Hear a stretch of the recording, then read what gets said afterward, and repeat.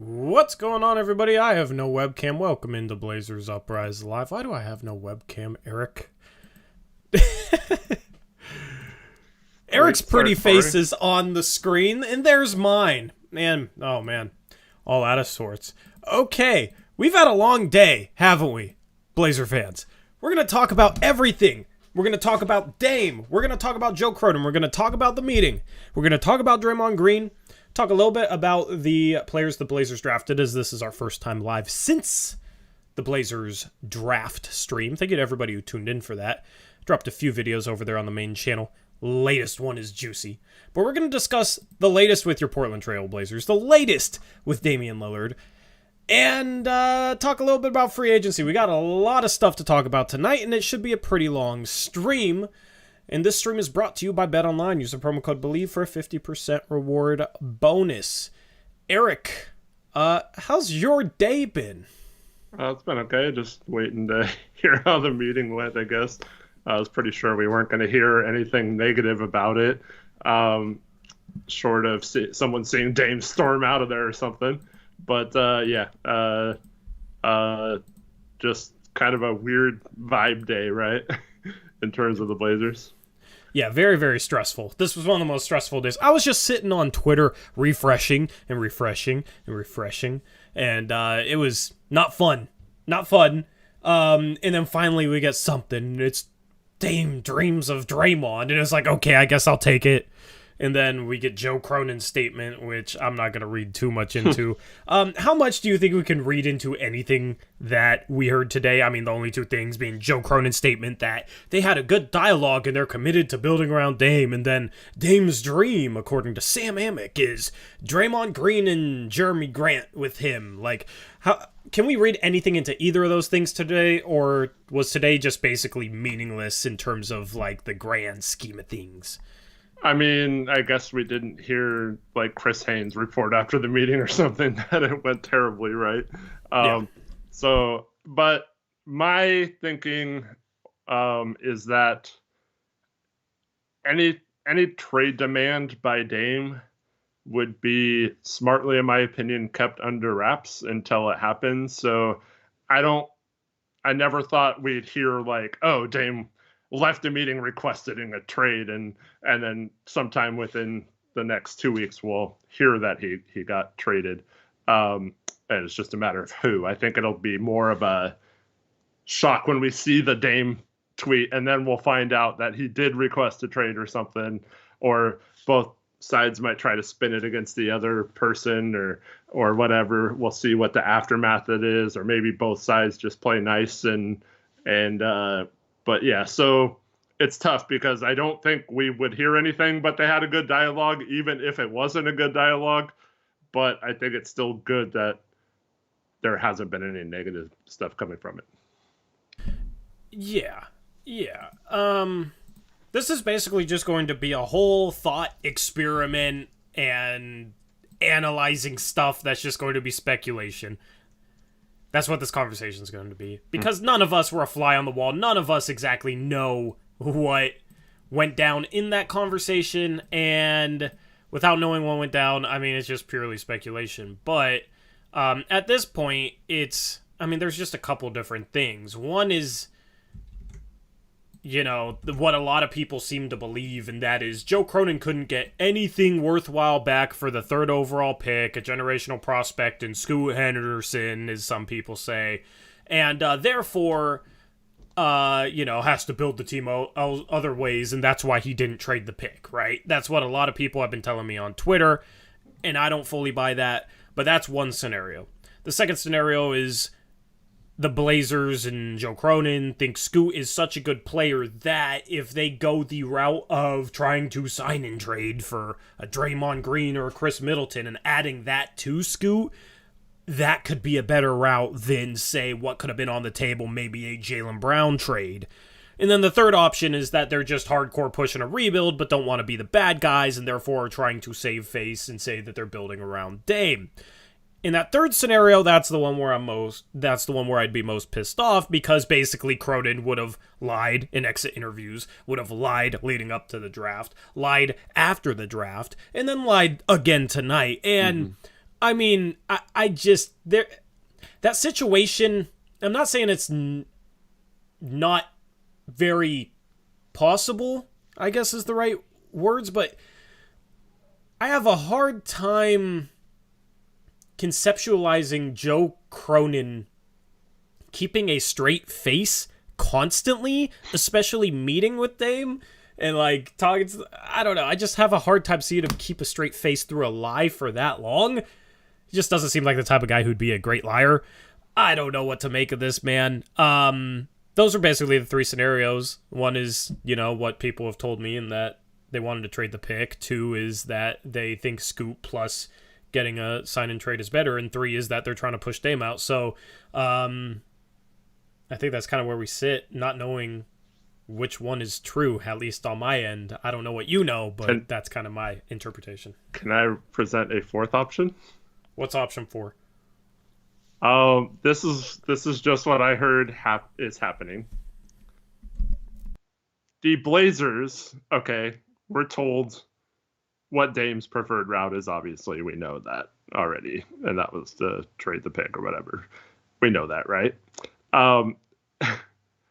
The Blazers actually think they can still talk Dame into doing their route.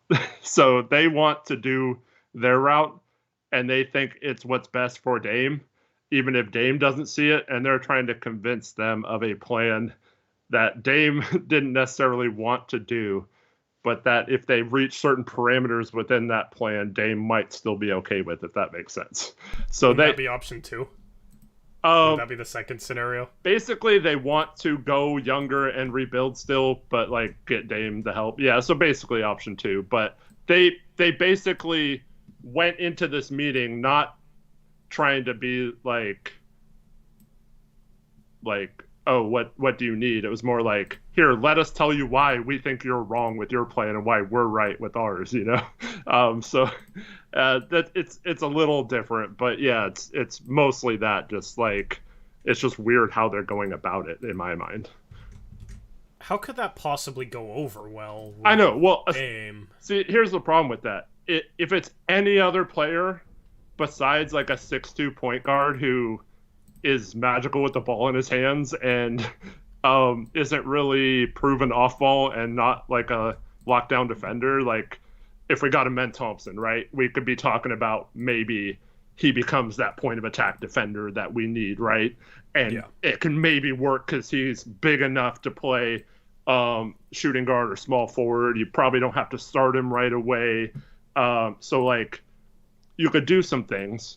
But like, not only are we trying to convince Dame of this plan, but they're also trying to convince him that after years of them talking about needing front court players and Dame giving them all these options of players that he wants to play with, they literally are trying to convince him that the best route forward that they could come up with was drafting someone his size at his position and trying to make that work without, and then trying to figure out the size thing still later. And then, I mean, it doesn't really make a whole lot of sense. But if you're just talking about it in terms of the like buzzwords that Joe uses, like just trying to get as much talent on the accumulation as possible, right? It makes sense just to have like Scoot's a better player maybe than any other person we can get. But when you're just strictly talking to Dame about the best possible winning team, I still don't know how it's that easy to convince him to bring in another point guard and say this is the answer, not getting a forward or a center or someone like that that's better than the players we have. It's getting a player at your position that's better than those guys. So I mean I don't get it still, but that's what they're trying to do, and maybe they pull off a miracle trade and save it, but who knows. Yeah, so I'm just going to make some assumptions, like I prefaced at the start of this conversation. I'm just going to make some assumptions here. I'm guessing that, assuming that's true, that Dame said, okay, well, here's the benchmarks you need to reach. Here, you need to go out and get me this guy or this guy or this guy. I know what the benchmarks are if you want. Yeah, go ahead and say it. All right, so the obvious first benchmark is Jeremy Grant has to be resigned. if Yes. if Jeremy signs elsewhere on day one of free agency or something, we're screwed. like Dave's gone, right? So we have.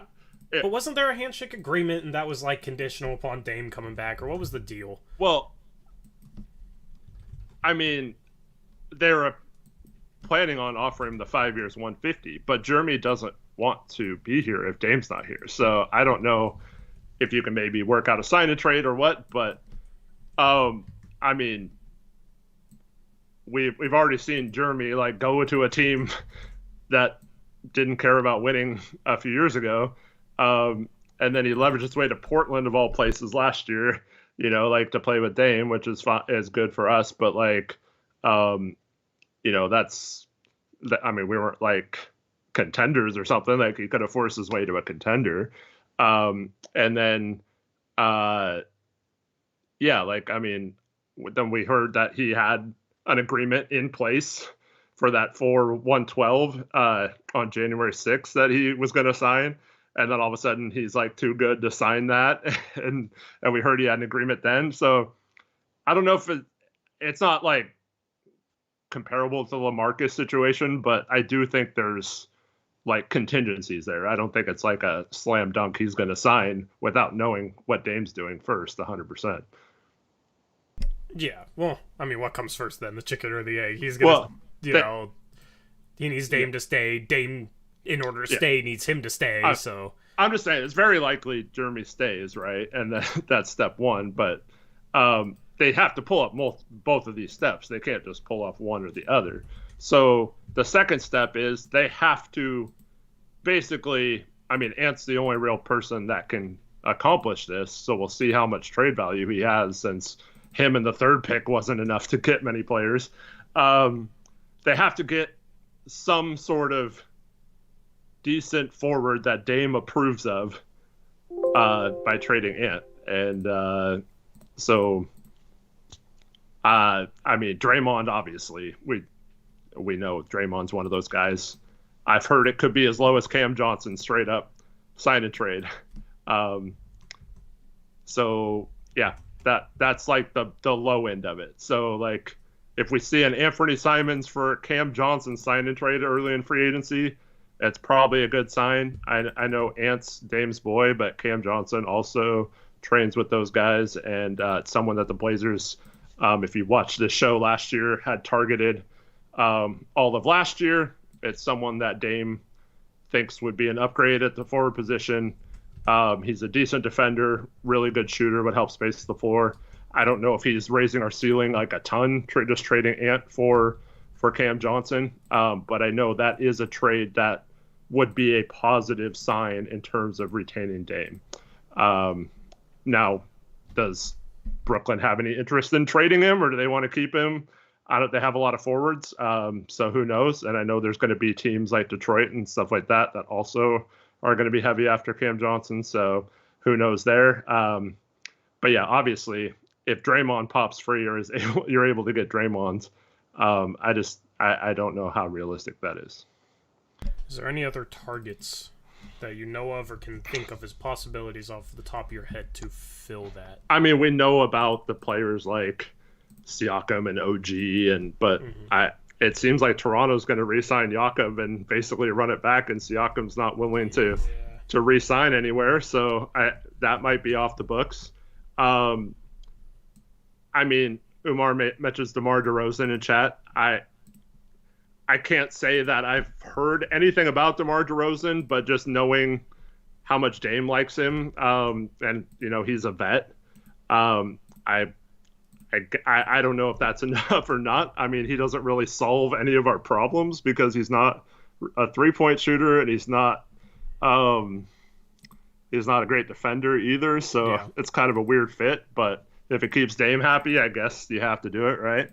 I don't know if that's enough. I mean, obviously he's more small forwardish size than any of the other players we have. But yeah, I mean, I don't know about him. And then, I mean, we're not getting like Jaylen Brown at this point, if we're not including Scoot. We're not getting McHale, most likely. So I haven't heard any other players like if they pull off like a Royce O'Neal and Dorian Finney-Smith trade, I don't know if that's enough either. I don't know at this point. Many other names other than Draymond and Cam Johnson are the two that I've most frequently heard, other than the guys we already knew about. Yeah. Any chance at Chris Middleton, and would he be a name?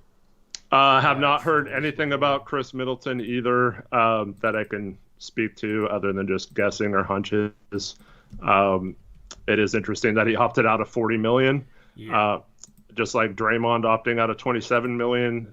Most times in the past, that would indicate that they either have a team that has already contacted their agent to say that they're going to offer this much on day one, and that's intriguing to them, or they have a contract already worked out with the team they left to just re-sign for more money. But I don't know. Middleton's a weird case because I don't think he's good enough anymore to really make a huge difference, but you're going to have to pay him max like 30, 35 at least probably, or maybe you can get away with like 30 over 4 years or something, and he's going to be up there in age by that time.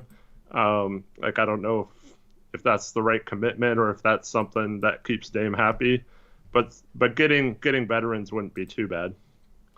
Yeah, I mean, I think it's probably going to be a situation where they have to overpay somebody that's maybe a price point that their team isn't comfortable with paying. That goes to the third thing. Yeah. And that's Dame is sick of them like being cheap. So that's the last part of the puzzle.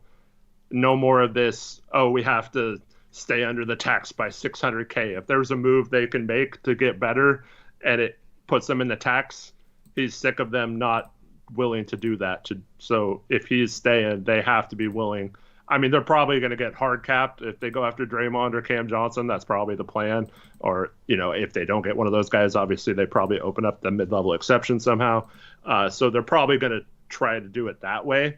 So in any scenario, they're getting hard capped, but they do have that little cushion between the tax line and the hard cap. So if there's like injuries or something, or they have a trade in place in like January or something that adds a little payroll, but it might put them in the tax. Dame said, like, no, we can't be worrying about that anymore if we're going for it. We did that the last 2 years. We've reset the repeater tax, so it won't matter moving forward. Like, you have a new fresh set here. You have told me you're committed to winning. This is what it takes to win. You don't have to be stupid and go into it. Like, there's plenty of these scenarios where we trade out several players and probably could stay under the tax depending on what the player coming in makes. Like, if we traded Ant for Cam Johnson and it was relatively close to what Ant's making, or maybe even a little less than what Ant's making next year, you might be able to free up the tax mid-level or the full mid-level somehow. Keep going. So yeah, those are the three. Jeremy Grant, you have to bring in another big name, at least in Dame's mind, a big name, and you have to be willing to commit financially. Yeah, so it is feasible, especially if Portland is willing to pay the tax. It is feasible to just go out there and like offer Draymond $40 million a year and trade Simons, Nasir Little, Kevin Knox, and stay under the hard cap with re-signing Jeremy Grant to that 5-year $150. And I think in that scenario, you would be able to re-sign Matisse Thybulle for like $6 million and round out the bench with minimums. I was doing the math on this the past couple of days. I had a Twitter thread on it, and Draymond's kind of this exact scenario I was talking about in my Twitter thread that I made before I ever heard about Draymond and wasn't even thinking about Draymond. I was actually thinking more so about Chris Middleton. It is doable, and basically I think it becomes a situation where, okay, you want to keep Dame, overpaying like $40 million a year feels kind of wild for Draymond, but it's also the price of keeping Dame. Mm-hmm. And I know some fans won't be for that, but for somebody that wants to keep Dame, I'm cool with paying Draymond whatever it takes to get Draymond on this team in order to keep Dame. I'm ride or die for Dame. And if people don't understand that yet, there it is. Like, I'm ride or die for Dame. even if it might not be hypothetically the best decision on paper, I've been, for the longest time, ride or die with Dame. And I want him to retire a Blazer. And I think that matters. And even if you're super high on Scoot Henderson, right? I think having a mentor like a Damian Lillard would do wonders for Scoot Henderson. I know some people will say, oh, well, having Dame is going to take away his touches and, he's not going to have enough freedom to develop to the fullest extent. I think Dame is a great mentor for a young player, both on and off the court. And then also, he plays the guard spot. Like, I want Dame mentoring Scoot. I think that would be the best for Scoot long term. I think that's been the best for Anthony Simons long term, and Anthony Simons didn't get much of an opportunity his first couple of years, and Scoot's going to play big minutes. It doesn't matter how things go down. It doesn't. If Dame gets traded, Scoot's starting and playing over 30 minutes a game. If Ant gets traded in a sign trade for a forward, you got a 3-guard rotation with Dame, Sharp, and Scoot's getting 30 minutes a game. Like, I don't see a scenario where Scoot's not playing at least 30 minutes a game next year. He will have his opportunities. He will play when Dame's out of the game, and he'll be the guy running that bench unit. And a guy like Draymond, hypothetically, could make it a little bit easier for him, being a good screen setter, setting the table for him. He's not like Steph or Clay in any scenario, but, Scoot can catch lobs, throw down lobs. I think it's fine, and I think it's a good thing to have Dame mentoring Scoot. So even if you're all on board the Scoot train and you want Dame gone, I think Dame mentoring Scoot is a good scenario to have. So you can raise questions about how competitive that team is next year, but I mean, if the Blazers were able to hypothetically sign and trade, and it'd have to be a 3-team deal. I dropped it in my video, and we'll kind of talk a little bit about a couple different packages.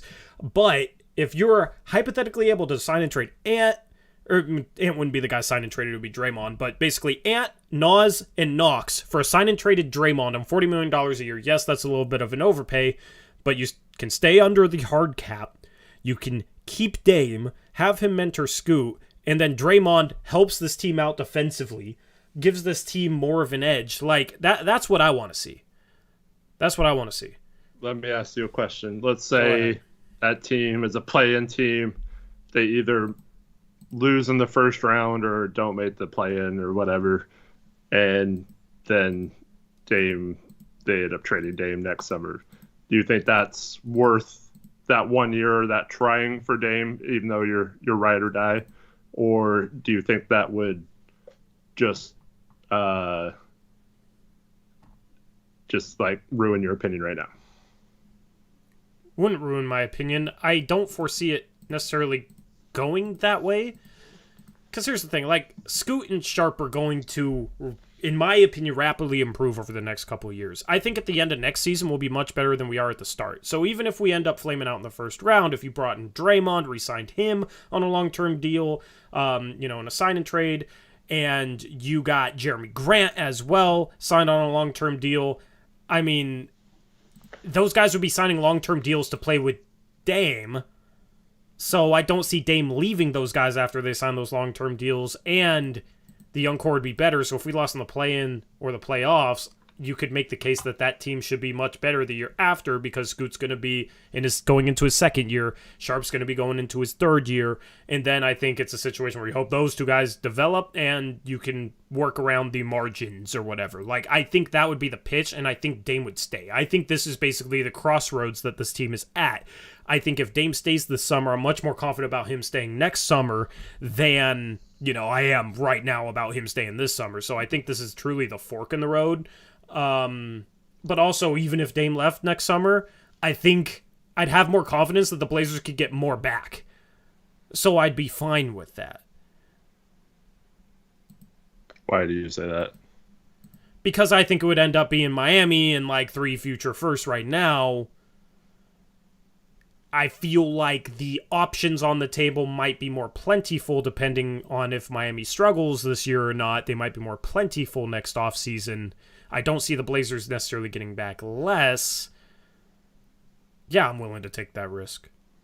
They might be more likely to go if they're worse next year because of the Chris Haynes comments earlier. I don't know if you got those. Where he said that Dame didn't want to go to a team that's just like superstars. He wanted to go to like a a team that has good depth and that he could. Yeah, I saw those comments. Yeah. I saw those comments. I mean, would you not? I think whatever trade we do with Dame, we're just letting him pick where he wants to go. We're getting the best possible package. No, I just mean in terms of like Draymond and taking that chance for Dame and. Oh, okay. You asked the question you asked me initially. Yeah. I'm torn, Tori. This organization very clearly thinks Scoot is the future. So part of me, I mean, I can't believe I'm saying this out loud.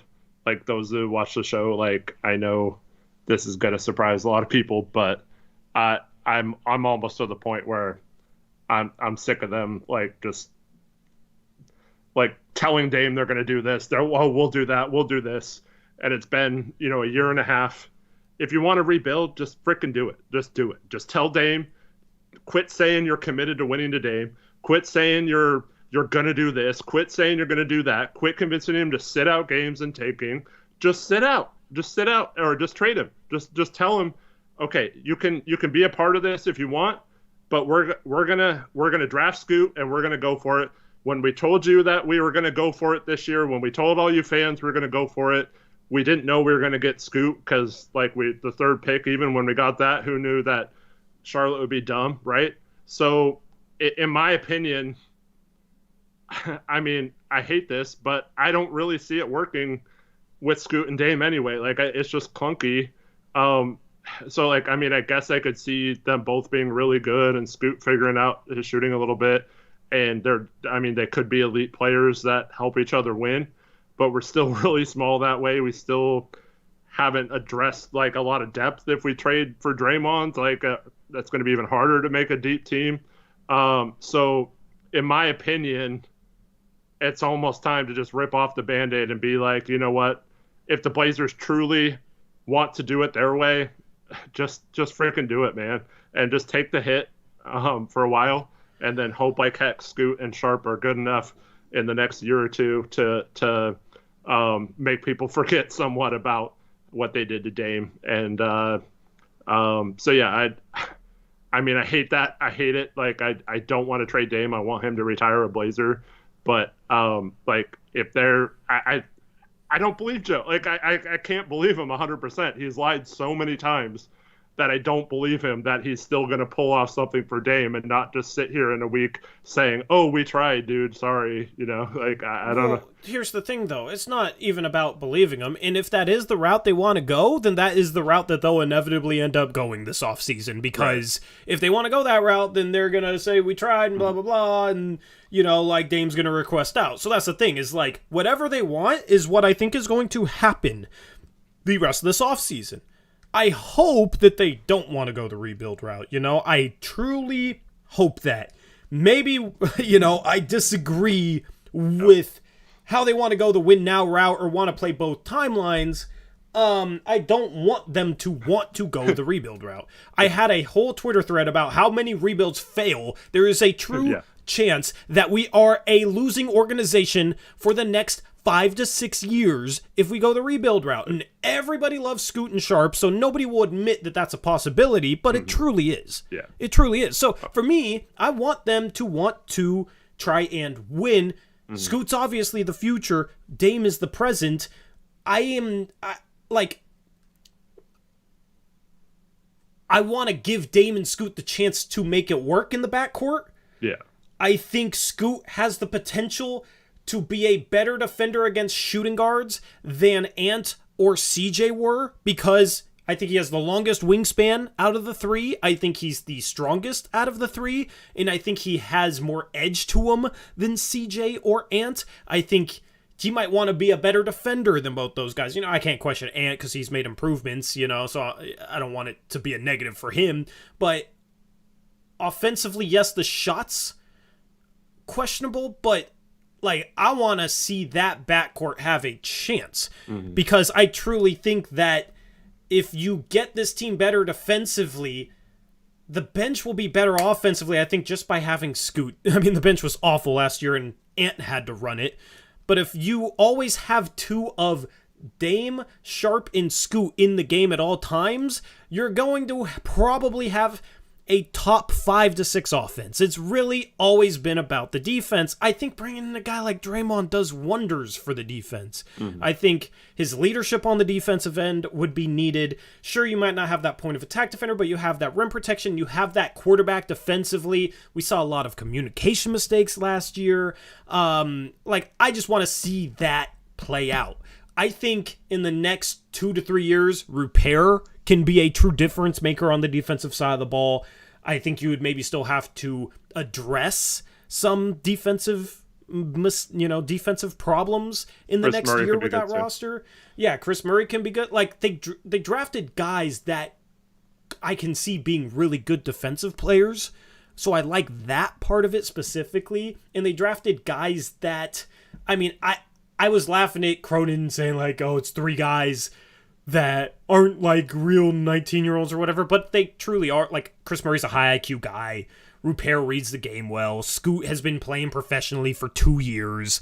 Like, I want to see that happen and see what that looks like. I'm hoping that's what the organization wants.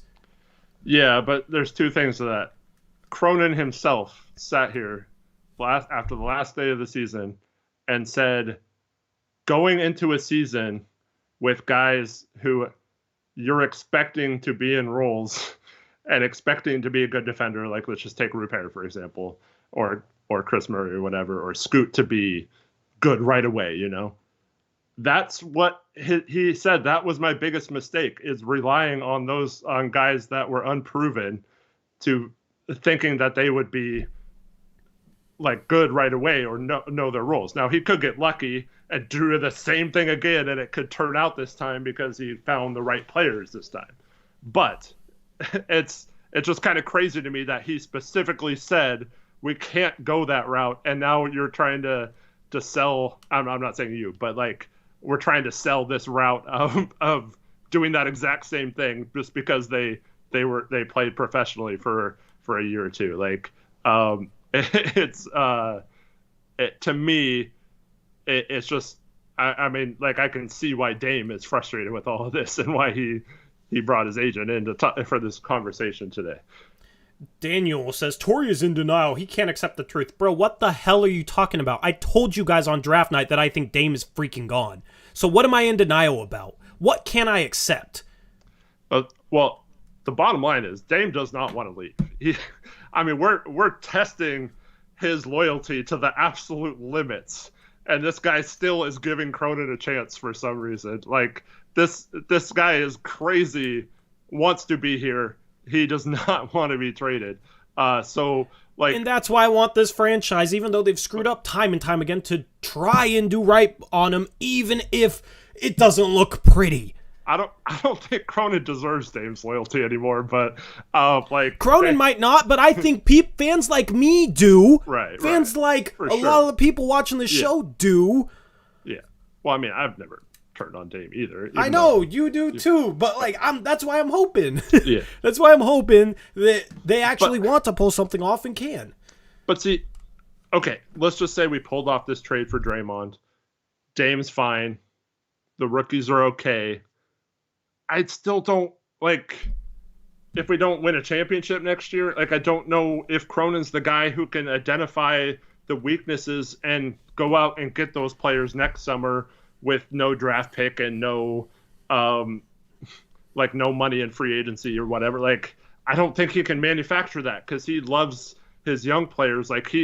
This is an unspoken thing, but Cronin may be more obsessed with his own draft picks and young players than Olshey was, and that's insane to talk about because we talked for years about how Olshey doesn't want to trade CJ, Olshey won't trade Ant or whatever, right?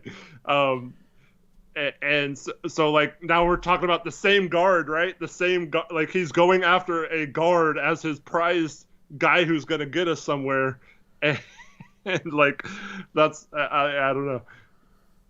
It's it's kind of comical, but here's the thing. I don't know if Cronin's the right guy for a rebuild either. I don't know if Cronin's the right guy for any sort of direction. So if he's going to be the GM, like, okay, well, I'm going to worry about that if we get to that point. Like, I don't know if he's the right guy for literally anything. Because basically all the people that defend him are like, well, there wasn't a better deal on the table, acting as if, like, he doesn't have a part in producing the types of offers that are on the table, and they're just taking his word for it no matter what without even thinking about, maybe that's not true, right? But, like, basically Cronin is completely helpless and has to be given a great trade so he can say, okay, sure, I'll do that. Hey, Dame, I got you something.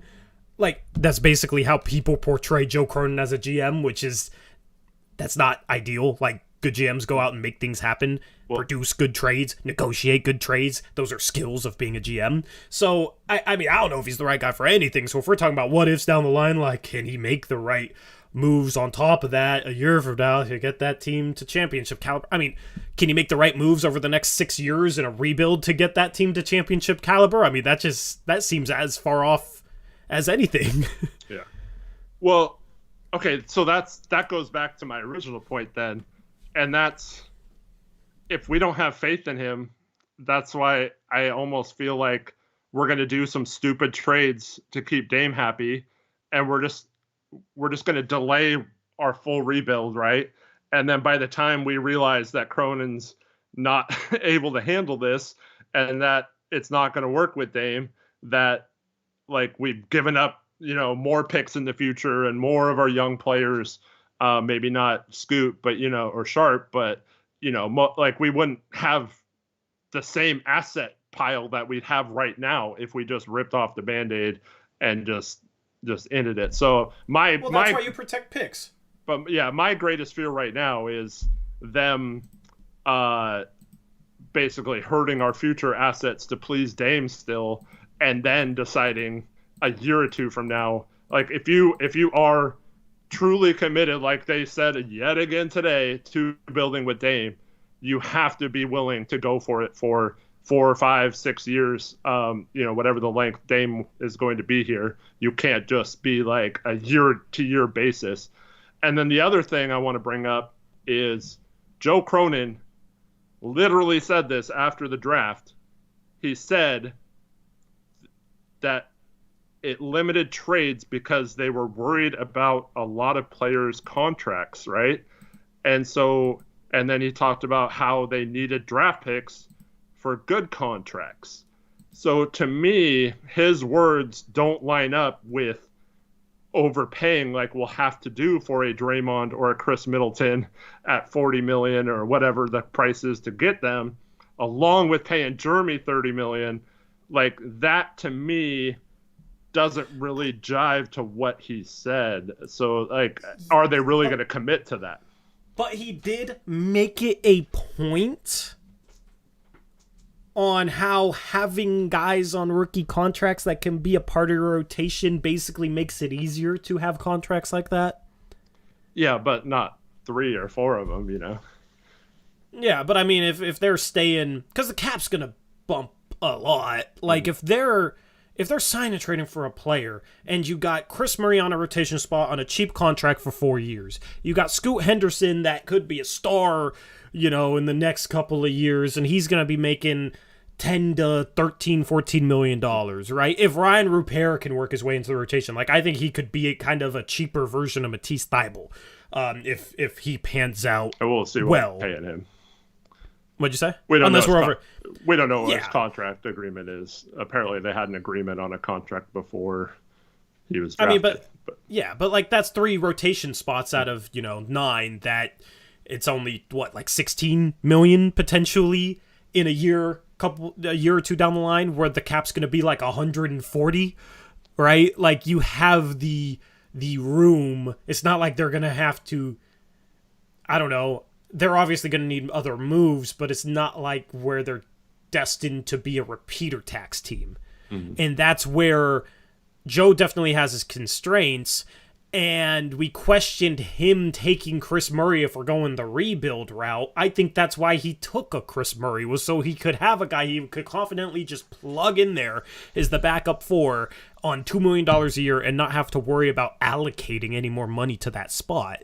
And then it's a situation where, like, if you got a Draymond, he'll play some small ball 5. I could see... If they try and win, I could easily see a scenario where Chris Murray is playing like 20 minutes per game next year. But yeah, okay, so there's 2 lines of thinking. One, I completely agree with that mind of thinking. New CBA, you need cheap contracts. You need talented players on cheap contracts. One of the things, too, is you're going to have to at least find, like, a player better than, like, Tony Snell and Cody Zeller and stuff to come here on minimums, too, right? You have to be able to get, like, you know, an Andre Drummond or just, like, someone like that eventually. Someone, like, that is a rotation player that's not you hoping, like, a Mario Hezonja has a career year or something, or Nick Stauskas is all of a sudden like your 6th best player or something. Yeah. So like you do have to have the cheap contracts. Completely agree with you. And it helps to have young contracts that pop, and you have that. But again, with this particular circumstance, that guy and Dame both sat up there and said that they can't go that route anymore. And now they're trying to preach us that that is the route they have to take. And they're trying to say that Dame should be happy with that. So to me, like, it's fine if they think these group of players are better. But it's literally like they thought Nas was going to take a jump last year. They thought, Jabari Walker could maybe make a rotation. They thought Keon was he was so good in summer league, and he's our hardest working player. He's going to be pushing guys for a rotation spot, right? And all that stuff, right? So they thought Drew Eubanks was going to be, the backup center they've been missing. They've made these mistakes before, and it's cost them, playoff runs and things like that, which would have made Dame happy and not even in this point by now. Yeah, I mean, I'll say this, though. Like, I think Scoot Henderson and Chris Murray are more NBA ready than any of those guys. More ready to play in a rotation than any of those guys. Like, and Shane Sharp last year wasn't supposed to be NBA ready, and then he came in and, he definitely had some bad moments, bad stretches, but he was kind of the outlier, they said. Right? The special one of the young players. I think Chris Murray's a little bit more ready to play a role in a rotation than Shaedon Sharpe was. So if we're just talking about those two guys on cheap contracts and rotations, I could see how Cronin could, have that opinion at the end of the season and then look at, a Scoot and a Chris Murray and say, oh, these guys are different.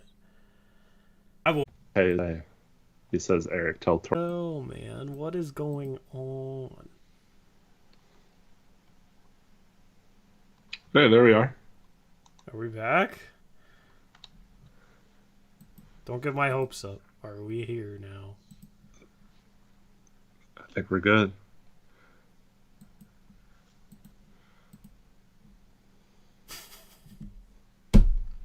I don't know, guys. I don't know what my internet just did or who hacked the internet, but I wasn't hardwired. I didn't have the Ethernet cord plugged into the computer, so I thought plugging that in would fix it, and it didn't make a single difference, so I don't know what happened. Aeromancer, you can't even get into your Discord account, so I know you didn't hack me. You don't have the means for that. Kevin H said Rip City Remix. Yeah, so I said I'll drink the Kool-Aid and then the stream shut off, which is funny. I was saying, we'll think the donuts in a second because we got sidetracked with this entire conversation. I appreciate all of you. I will drink the Kool-Aid on Chris Murray being a guy that's ready to play because Keegan was, you know what I mean? I don't know, man. In the end, I get that they're both unproven, but I mean, Scoot is somewhat proven on the G League level, I know people say, oh, his stats weren't great, whatever. I thought his stats were fine. He's proven himself at the G League level. It's a step below the NBA. I think Scoot's ready to come in and at least just be a third guard. I think Scoot's going to be better than all those guys you listed. And I think Chris is going to be better than all those guys you listed. Chris can play. So, yeah, I mean, I was low on Chris because I don't really like his upside, but the problem isn't him being ready to... He's almost 23, you know? It's so, about yeah. 23, yeah. Yeah, like, it goes against what he said, but also it's not like it, makes completely zero sense. So, if they truly want to win, that might be his way of, trying to have the money to go after, a Draymond or whoever by getting Chris, getting Scoot, and then obviously, your upside when you have Scoot on the roster is ginormous long-term. Him and Sharp, I think they'll be fine in any scenario where they keep Dame because you have him and Sharp under Dame's leadership, so that's what I want to see.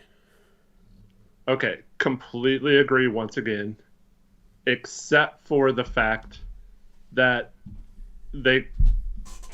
if that was the case, if that was always the plan to just draft 3 guys because we were going to make trades that cost a lot of money and that we needed cheap contracts, wouldn't they have just explained that to Dame a month ago?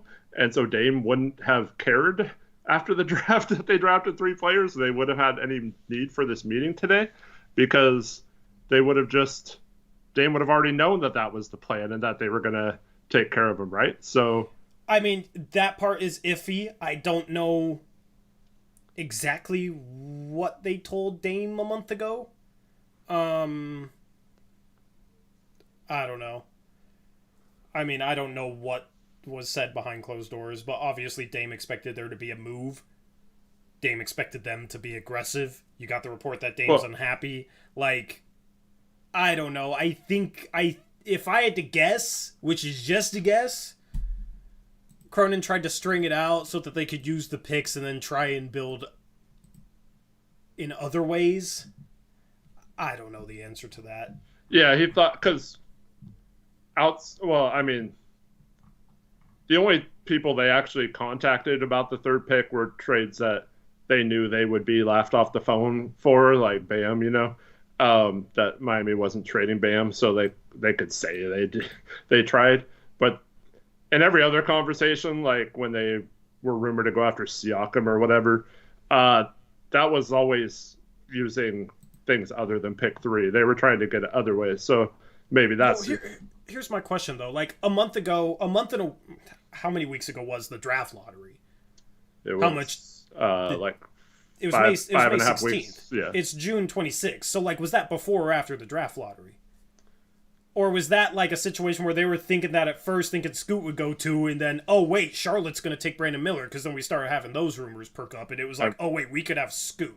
I mean, there was rumors an hour after the draft that they were taking Miller, so... Yeah, but I'm just wondering kind of the timing, because that could be an explanation, I guess. But... depending on the timing. But, okay. If they chose Scoot, though, if Scoot just happened to fall in their lap, I mean, yeah, a lot of people would be pissed. But at least they could say, Dame, I'm sorry, we've really tried, but we weren't expecting Scoot. You understand, right? And Dame probably asked out then, but then, you could say, it's maybe best for both situations. But, yeah, I don't know, man. To me, it seems like they thought they were going to get a deal done, freeing up future firsts, and that never materialized. I think they got caught off guard by Siakam not wanting to leave Toronto and not being willing to talk about a future contract with any team. They got caught up then with players they really liked falling to them at certain positions. So yeah, I don't necessarily think this was a design strategy to get cheap contracts. And that's my other problem I have. It doesn't ever seem like it's a strategy. It's always afterwards they try to explain it, oh, well, we had this guy fall to us. Well, like, what were you going to do if Chris Murray didn't fall to you? You know what I mean? Like, what were you going to do if someone took Ryan Repair even without um, the agent calling people and telling people not to take him? What if someone took him anyway? Because they don't have to believe that, you know? Here's my question. I mean, it's kind of a rhetorical question, I guess. It's more of a point, but how much are the Vulcans and Burkhold and Jody Allen on the same page with Joe Cronin regarding, like, this past this past trade deadline? We talked about how the organization didn't want to bring back players that were about to become free agents because they didn't want to, like, be forced to re-sign them, forced to pay them. How much of this situation could maybe be based on Jody Allen not wanting players that were going into the final year of their deal, specifically Jaylen Brown?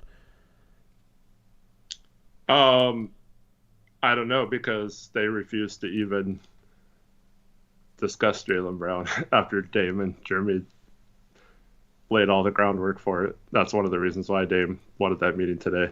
But yeah, see, that's the thing is, like, with Joe, it's could it be a scenario where he was willing to go after Jaylen Brown and thought that it would be doable, and then Jody Allen came to him with something different, or a change of heart, change of mind, like. Well, but that means we're screwed for eternity, right? I know. Yeah, because then it's like, okay, so you're going to sign somebody now. Yeah.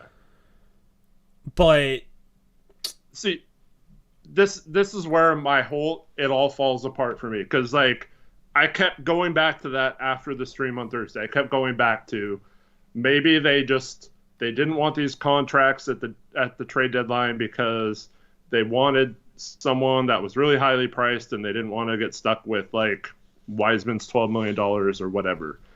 But it always goes back to this, and that is, if she let moves affect paying players the following year, like, if she's doing that now and she did it before, why would she then all of a sudden have told Dame they're committed to him this summer, right? Because that doesn't line up. You're either committed to him or you're not. So it always comes back to me is that all their actions are different than their words. Because take Josh Hart, for example, right? Good. He's a rotation player on a winning team, most like that's pretty obvious, right? Like 8th or 9th guy at worst, right? On a winning team. And if we're going all in, if we knew we were going all in this summer with Dame, he's a free agent. So if you went the cheap route, you could just let him walk, right? If you were trying to win with Dame, wouldn't you, like, want to pay him? Like, wouldn't you want him going forward? And now it looks like he might pick up his option and sign an extension. So you could have had him for like $12.9 million next year. So, like, some of those moves don't make a lot of sense if you are dedicated, because once again, if we had some contracts and stuff right now, like, we could probably make one of these Draymond Green or Cam Johnson moves happen and get another piece. But right now we're kind of screwed. I mean, it just doesn't line up to what they're doing. Well, with Hart, there was the talk, like, his wife wasn't happy on the West Coast, and, like, Josh Hart said that specifically. I'm referencing a Josh Hart quote. No, Hart was always, he wanted to just settle down somewhere, and New York's a great place for them to settle down, yes. But he always just wanted someone to want him to be there. Okay, I'll look up the quote and read it, because his wife likes New York, but Josh Hart never said he had to go to New York or anything like that. Yeah, okay, here's the quote. He said, Portland was good, but it's just so far, and I'm not from the West Coast. It was tough, not on me, but more so on my wife because she's not a huge fan of flying, so she's all the way in the Pacific Northwest, not really flying, just by herself. That was one of the things that was weighing on me a little bit, just seeing her struggle with that. So me being gone, but being close to home, it's been great. Yeah, and what I was told was that was because he only had 1 year left on his deal, so they didn't want to move out here with the uncertainty of him being traded or not again. And he just wants to settle down somewhere. So, like, if he would have settled down here, he would have then moved her out here and been fine. That could not be true, but he just wanted a place to call home and have a contract there. So, yeah, I mean, this is a really deep draft. We've been saying for the longest time, you can find a role player that can be in the rotation with the 23rd pick, with the pick they got back for him.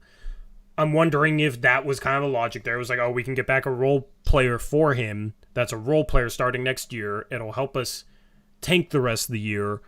And the role player that we have next year for him will be much cheaper than he will be. While saying that that's the biggest mistake he made last year? What? Cronin literally said that. I mean, we had that conversation about how, like, we already had the conversation. I mean, yes, like, here's the thing. Like, nothing Eric, there is absolutely no scenario where everything they've said lines up. I know, that's what I'm saying. Like, everything they've said contradicts something they do. Yes, which all leads me back to believing that they might not want to go in the tax or ever be a tax team again, and might just want Dame to ask out. It's possible that they don't want to go in the tax, but still want to win and can figure out ways to try and do it. Nothing is likely in that regard, but you know, there's a couple different plans, sign trade routes, you know, going after Draymond where you can stay out of the tax. I mean, but basically here's how I view this situation right now. There is no scenario where everything they've said and their actions all match up. There's too much stuff that contradicts itself. Not only just with, like, their actions and their words, but Cronin has, like, specifically just with his words contradicted himself in the past 3 months, right? Like, it's going to be a contradiction no matter what. At this point, the rest of the offseason is going to show you what they wanted. Okay, and you might hear a rumor like, oh, well, they wanted Draymond or they wanted this guy and couldn't get it done, so, you know, they tried their best, and now they didn't really want it. Yeah, and at that point, I'm just going to assume they didn't really want it, right? Which is probably the most likely scenario, because, I mean, you didn't execute a trade for the 3rd pick, you didn't execute a trade with the 23rd pick, you didn't execute trades with future firsts, and you didn't execute anything in free agency, and you didn't execute anything to help the team get better going into next year at the trade deadline. Like, that's just too many instances where they did not execute to believe them that they want to win around Dame. Okay? So, I think it's going to become a situation where the rest of this offseason is going to show you exactly what they wanted. And this is where I go back to, this is where everything is at a crossroads. If they want to win now around Dame, I think they'll find a way to make something happen to keep Dame happy, especially if the bar is as low as a Cameron Johnson, right? And if they want Dame here and the bar is that low, they'll figure out something. If they don't, then they won't figure something out, and they'll say they tried, and then Dame will ask out, and we'll have a Dame trade. So what's really going to be interesting then, let's say they trade Ant for Cam Johnson, stay under the tax. They signed a couple of, you know, low price free agents. Kelly Oubre's here. don't use the full MLE. That's even worse than Kelly Oubre. It's just like minimums or something. Stay under the tax, but they get Cam Johnson. So they added basically Cam, Scoot, and Chris Murray for Ant, basically. And Hart, I guess, from last year. Yeah. Is that enough to keep Dame happy? And at what point does them doing the very bare minimum to keep Dame happy while also trying to keep their main plan going? Like, we're so lucky Dame is as, like, the way he is, because any other player in this league would have asked out by now. So like, side note, which is why I want to keep Dame instead of like, oh, well, I hope Scoot becomes a superstar and then wants to stay here. Because if we put Scoot or Sharp through the same stuff, and if they're a superstar, how can we expect them to stay? Especially considering Dame stayed through all that crap, and then we shipped him out and just like basically chose a 19-year-old over him. Yeah. That's where I've always said it's the bad business look. And what happens? There's like 20 games left. We're like 3 games out of the 10th seed or something, and they're asking Dame to sit again. What happens then? Here's the thing. I don't think they do that next year. I don't think Dame's on this team unless they're serious about keeping Dame. I think that they know that they can't do that next year if they're serious about keeping Dame. I don't think they would do that again next year, especially considering the draft next year is not that good. But they also knew that drafting players might not allow them to keep Dame, and they end up literally keeping all 3 picks. But like you're getting Scoot. But you're getting Chris who can play a role. Like, yes, there's Eric. Yes, there's questions with everything. You can still keep saying that. Like, yes, but there's contradictions with everything, and there's weird in any scenario. There's really weird stuff. Yes.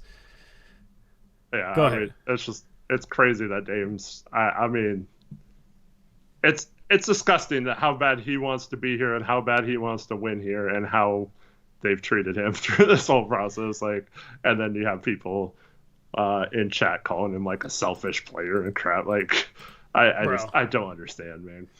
I legitimately needed 2 days after the draft to be able to do anything YouTube wise again. Mm-hmm. That's how much this situation has bothered me. Yeah. I planned on dropping the Scoot Henderson video, Chris Murray video, Ryan Repair video all the day after the draft. Okay? I uploaded the Scoot Henderson video, Sunday? And then I uploaded Chris Murray and Ryan Repair this morning, and then I did the Draymond video, so it was basically 3 videos today. Like, I'm pissed at the way they've treated Dame.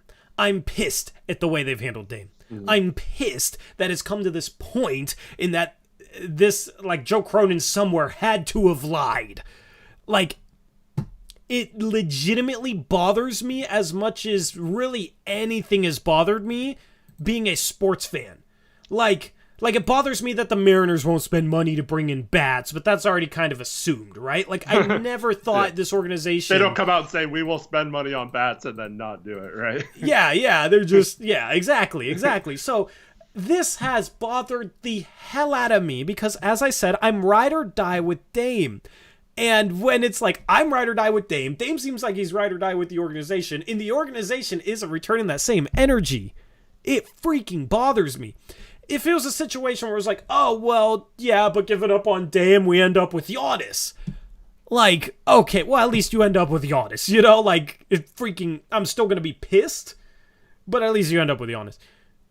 You're doing it for 2 guys, essentially, that are, as you said, unproven. Like, I know Sharp had a great end to his season. We don't know that he can become a star. His ceiling, like, the best he might be could be like a 19-point per game score, 20-point per game score.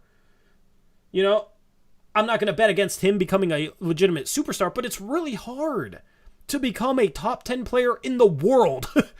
You know what I mean? And that's the thing. To reach Dame's level, one of these guys has to become a top 10 player in the world.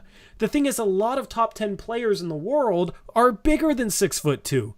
I'm not going to bet against Scoot, but dang, that's tough. Like, you're giving up and basically potentially backstabbing the dude who's been loyal to your franchise through thick and thin, dealt with mediocre roster after mediocre roster, and then is dealing with lies, it seems like now. And you're doing it for guys that you don't know will ever come close to being as good as him. That part's frustrating. On top of the frustration of them not seemingly being ride or die with Dame. Yeah, right after they got done saying after the season that they needed vets and they needed proven players. It's just crazy. And then it's frustrating for me how it's just like, well, what do you expect them to do? They couldn't find a good trade for the third pick, so, like, they just did what they had to do, and hopefully Dame's not mad. If he is, then he can go. Goodbye. Like, what?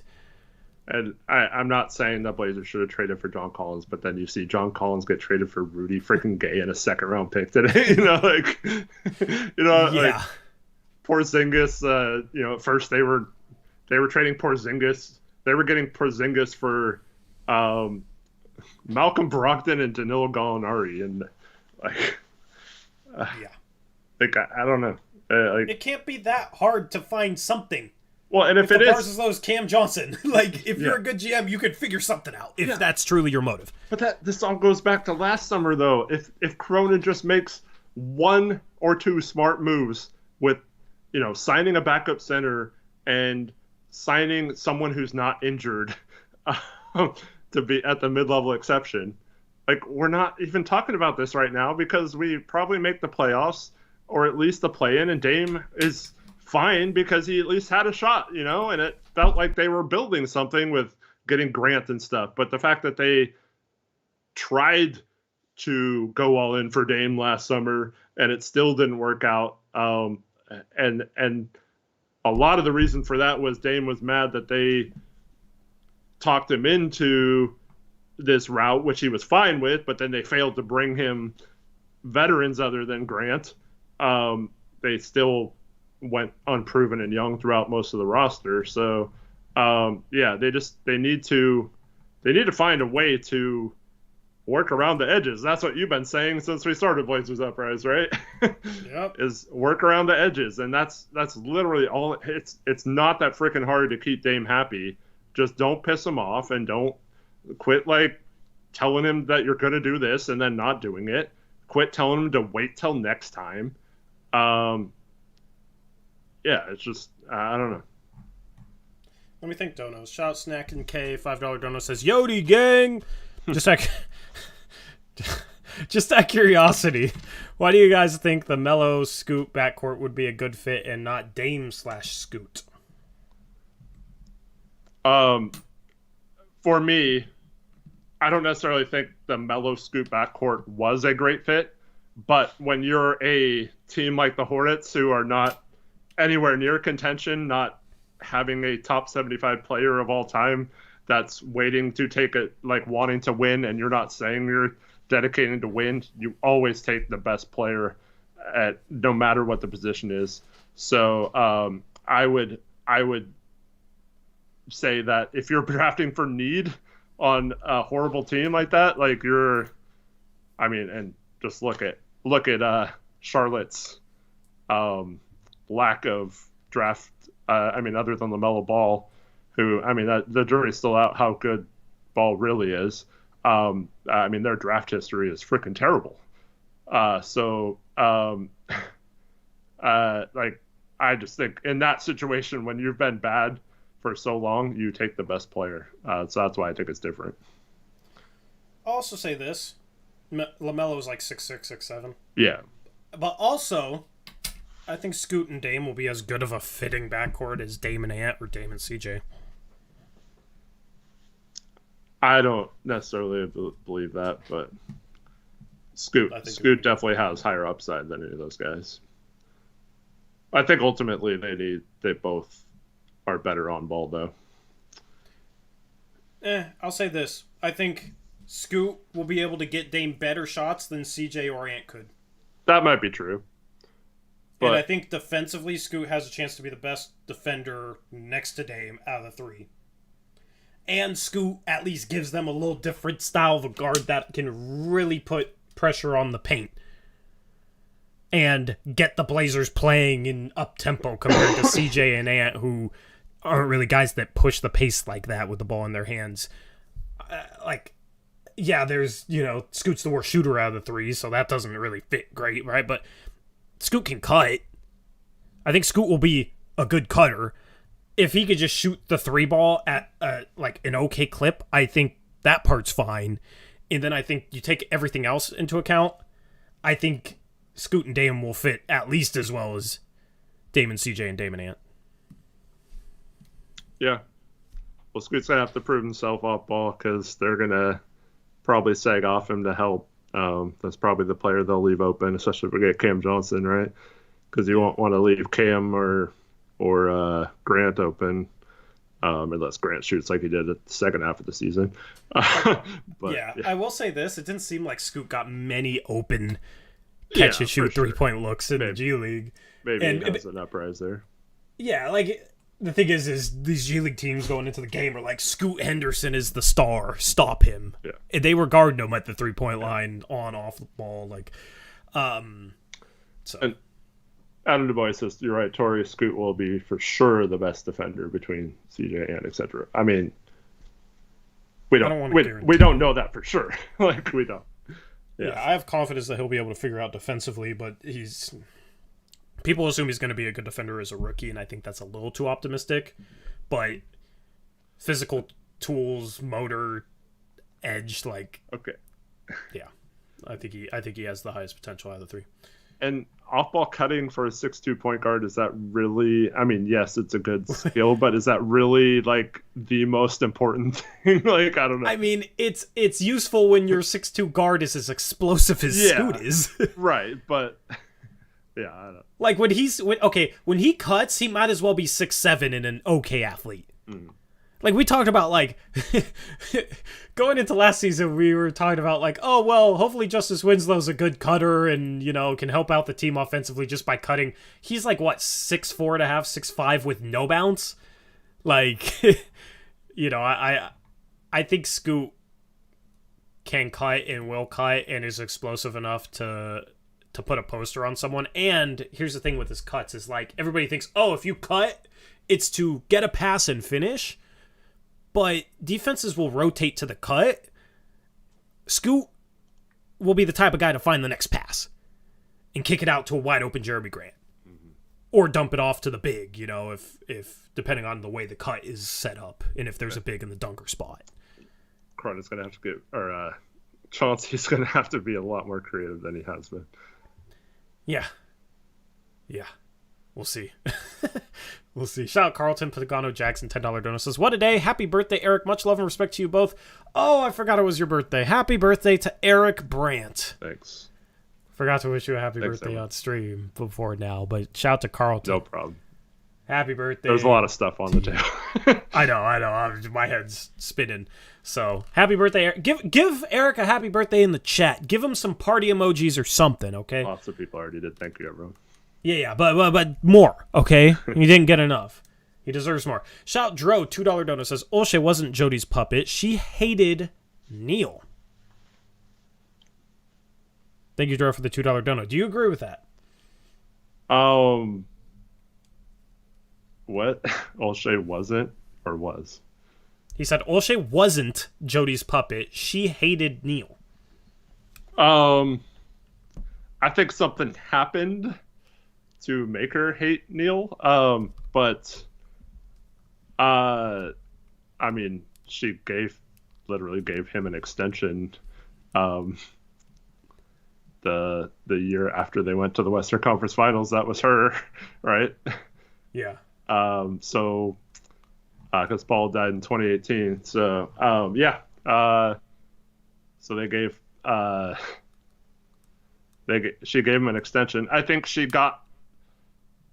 So Jody with Seattle, the Seahawks, all I've heard is that she trusts those guys. She lets them do whatever because the NFL is one, a cash cow, one.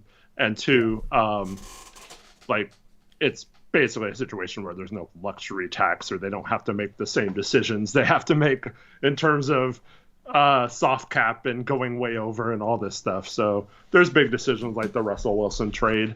But that is a key point there is something we can bring up later is how well that seems to have worked for Seattle. Is there maybe some parallels now with what's going on in ownership with Russell Wilson in Seattle compared to now them thinking that Dame maybe, they could do the same thing.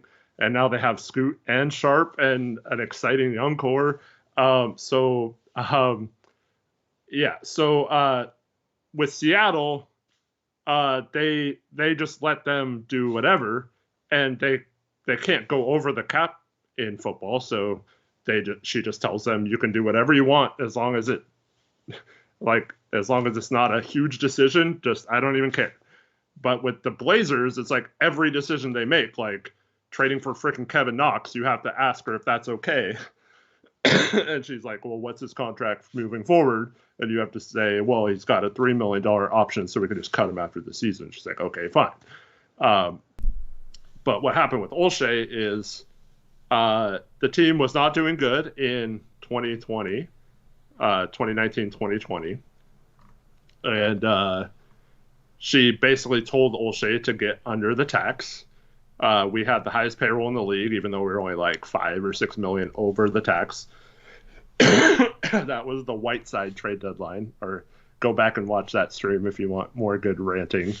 If you hate us ranting, don't go watch.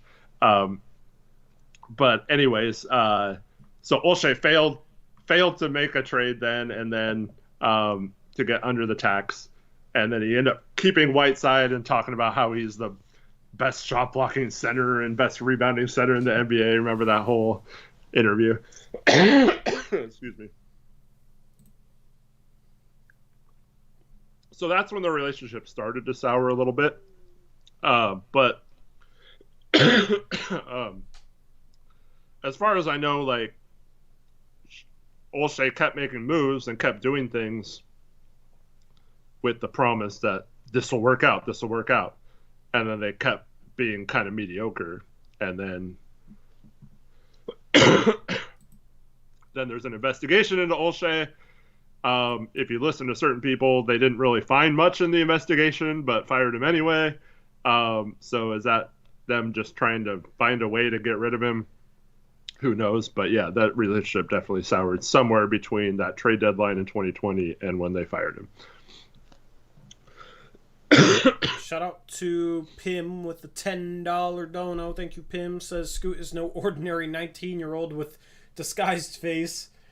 I mean, he's not, but also when Dame says, I don't want a 19-year-old, it's very clear he doesn't want a 19-year-old. Don't try and say, well, this 19-year-old isn't actually a 19-year-old because he's not a normal one. Like, that was a good old Croninism. Yeah. You know? Olshey had his buzzwords, and Cronin just has his contradictions. Especially when you say you're going to trade the picks to get you the star you want. Yeah. And then say, oh, well, nothing happened. We had to keep it. Yep. Shout out Snack and K with the $2 dono says, is it just me or does Chris sound like Obama? Talking about Chris Murray. I haven't made that connection, but maybe someone in chat can back you up. He does sound and look a little bit like Obama mixed with someone else, but yeah. Very intelligent guy, and he looks like Obama mixed with Keegan Murray. Funny. Oh man. Someone said they saw the Portland social media post of those 3 pictures with them in their jerseys, and they were like, "We traded for Keegan." Like, that's funny. Yeah, and I saw Kings fans say this just looks wrong. So that part was funny. Shout out to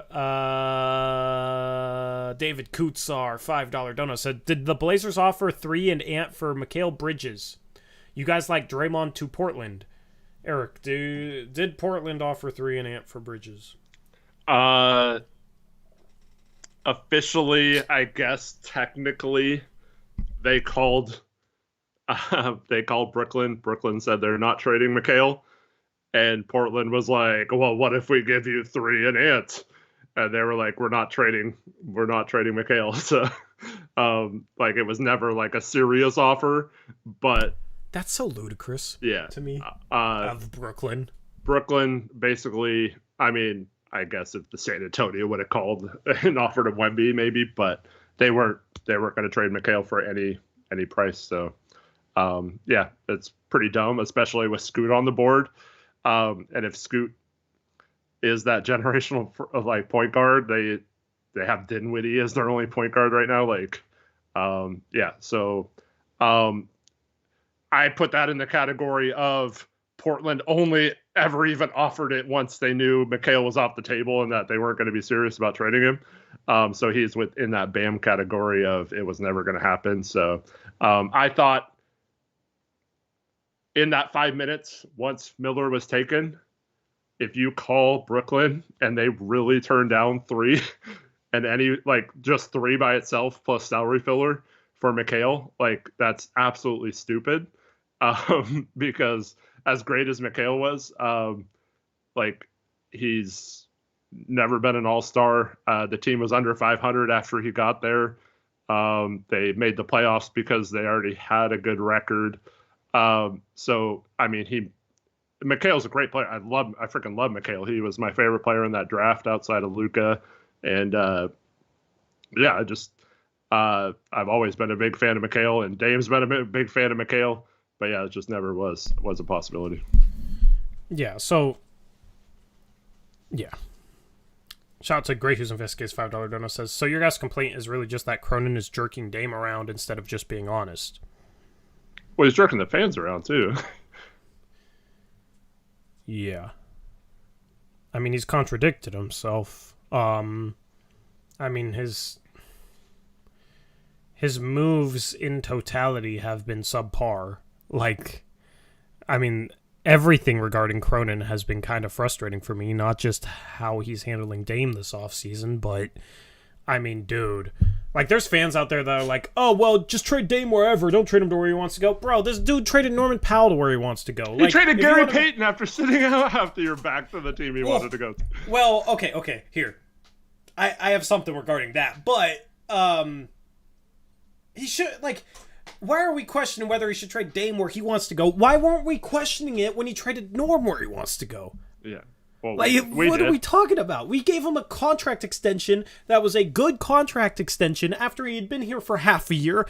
What sort of right does he have to expect to get traded to where he wants to go? It doesn't make any sense. We got nothing back for Norm. We got nothing back for Rocco. And you can't. And if Dame walks, we got basically nothing back. We got Chris Murray back from CJ and Nance. We got Chris Murray for CJ and Nance. Grant walks. Yeah. Well, if Dame walks, okay, no, if Dame wants out, then I think Grant walks, which means that we traded CJ for Josh Hart and a 2025 Milwaukee first. Mm-hmm. We traded that 2025 Milwaukee first for Grant, and then Grant leaves. Okay, so that's off the table. So basically it's CJ for Hart. What do we trade Hart for? The 23rd pick, Chris Murray. It would be CJ and Nance for Chris freaking Murray. So basically, all that we'd have to show for that entire deadline, which people said, oh, well, this is just so they can increase flexibility so they can put a winner around Dame. All that we'd have to show from Rocco, Norm Powell, CJ McCollum, and Larry Nance Jr. is Chris Murray. And we didn't build a winner. He doesn't count in this equation to me. He does. Whatever. Tori. I mean, maybe he does if we're trying to suck next year. No offense to Keon. I hope Keon can figure it out. He makes sense on a young team, all right? But, okay, Chris Murray and Keon Johnson, that's what we have to show for those 4 guys, and it was to increase flexibility so we can put a winner around Dame this offseason. And then, oh, well, we got Grant. We got GP2 as well. And then it was, oh, the deadline, well, we need to, get off Hart because we can't re-sign him, and we need to put a winner around Dame, blah, blah, blah, blah, blah. Nothing is added up, and the people that have defended his moves, their defenses of them haven't matched up either. I mean, that deadline is just another failure. But as far as GP2 goes, Eric, I was wondering this when I was recording the video earlier today. I didn't throw it in it, but I wonder if Portland did a favor for Golden State sending GP2 back there because they were hoping that they could go after Draymond in a sign-in trade, and that goodwill from the trade deadline would pay off in free agency, but then the whole debacle happened. Yeah, well, 2 things on that. 1, they made it awfully tough if that was their plan for goodwill when they turned down Wiseman and then turned down Sadiq Bey and Knox and made them go make a bunch of trades to get 5 second-round picks to then trade for Gary Payton. Why did they get those 5 second? Why did they value those 5 second-round picks then? I know, that's what I'm saying. Why did they make all those trades Like, they could have just done the Wiseman deal and then had another team, or just say, hey, the problem is we'd be over the tax slightly. Can you pay a team like San Antonio to take Greg Brown and cut him for cash or something? And they would have said yes, and that would have been fine. We would have been under the tax still and had Wiseman. So, like, I don't think that makes sense. And then if that was the case, why would there be all this? Or maybe they found out after the trade that was their plan. Maybe like Dame accidentally said something to Gary Payton, not knowing that was he was going to be traded, and then instead of the Toradol thing, that's what Gary Payton said. He was like, "Oh, they're going to try to get Draymond, watch out," and then they got pissed at us. But yeah, I don't know. I mean, that whole wrinkle is interesting. And how much does them, with I'm blanking on his name, the GM that left. Bob Myers. Yeah, Bob Myers. Thank you. How much does Bob Myers, like, him leaving, does that change anything? Because that's what I said in the video. Yeah, because now Mike Dunleavy Jr. is there instead. So how much of that ill will was with Bob Myers, and how much of it was like with the front office in general and ownership? Yeah. Artelli says this is giving Cronin way too much credit. There's no way he's playing that far out. Yeah. I mean, I could see Cronin thinking. I could see Cronin doing that. I don't think that's giving him too much credit. That's the type of, like, kind of deluded, like, thinks it's a big brain scheme that Cronin would try and pull off. Like, I'm going to give them GP2. I'm going to make sure I get every last drop of second round picks I can get, but I'm going to give them GP2 so that when we sign Draymond, Golden State will cooperate with us. And then I can say, see, it looks to help out. Well, it looks good to help out teams. And that excuses every single deal I've ever made and gotten fleeced on. You know what? Just sign Bruce Brown instead and screw Gary Payton and you're fine. Yeah. Shout out to Cubo with a 500 Argentinian peso. I think that's what it is. Don't know. Thank you, QBO. I had that ready. You're right. I Googled it. Oh, okay. I Googled it. Yeah. Wow. I should have just relied on you, but I was like, this time I'm going to rely on my own ability to Google something. Good job. Thank you. The Dono says, love the work, guys. Like you said, I will rather die with Dame every day of the week. We need to respect someone who gained it. Would you rather send him to the Heat to make him happy or look to better picks like the Nets could offer? What do you think? Cheers. I mean, if he wants to be here, he wants to be here. I want to do what he wants to do. And right now, it seems like he still wants to be here with the hope that they're going to do something in free agency. So I want him to be here then, I've always wanted to do what Dame wants for himself, so I don't just, all these fan bases are just like, you need to free him and trade him elsewhere and give him what he needs and blah, blah, blah, blah, blah. Like, he deserves you to trade him. It's like, what do you mean he deserves us to trade him when he doesn't want to be traded? That'd be going against what he wants. Yeah. Like, it just, the whole argument from other fan bases has never made sense. Like, if he wants to be here, he wants to be here. I hope that he, the front office wants him here, truly. Thank you, Cubo.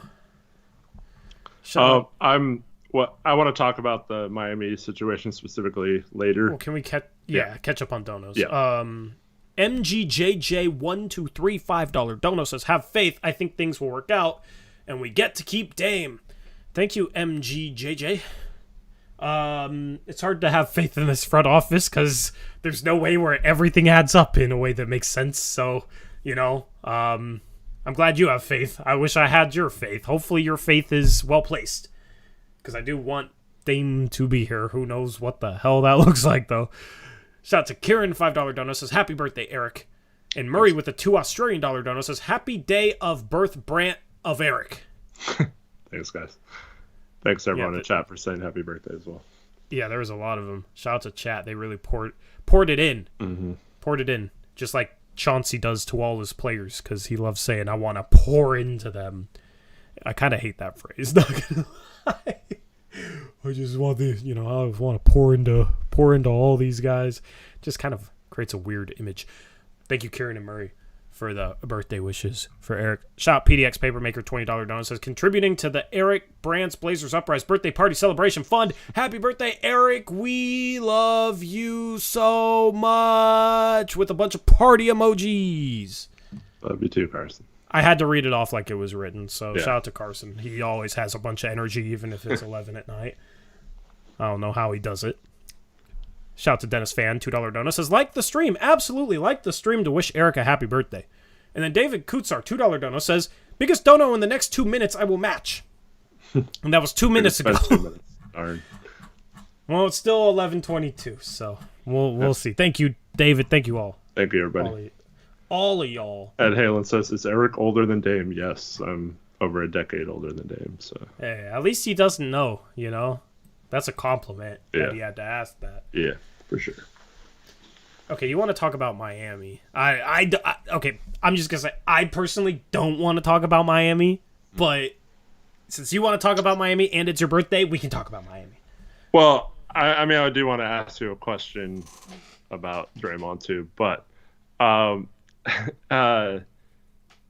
so Miami, they are in a situation where, as of right now, they owe a 2025 protected pick to Oklahoma City, and then in 2026 it is unprotected. Meaning no, it's 2024. It's 2025 and 2026, so they can't trade a 2024 or a 2020. I'll look it up because I swear I checked this today.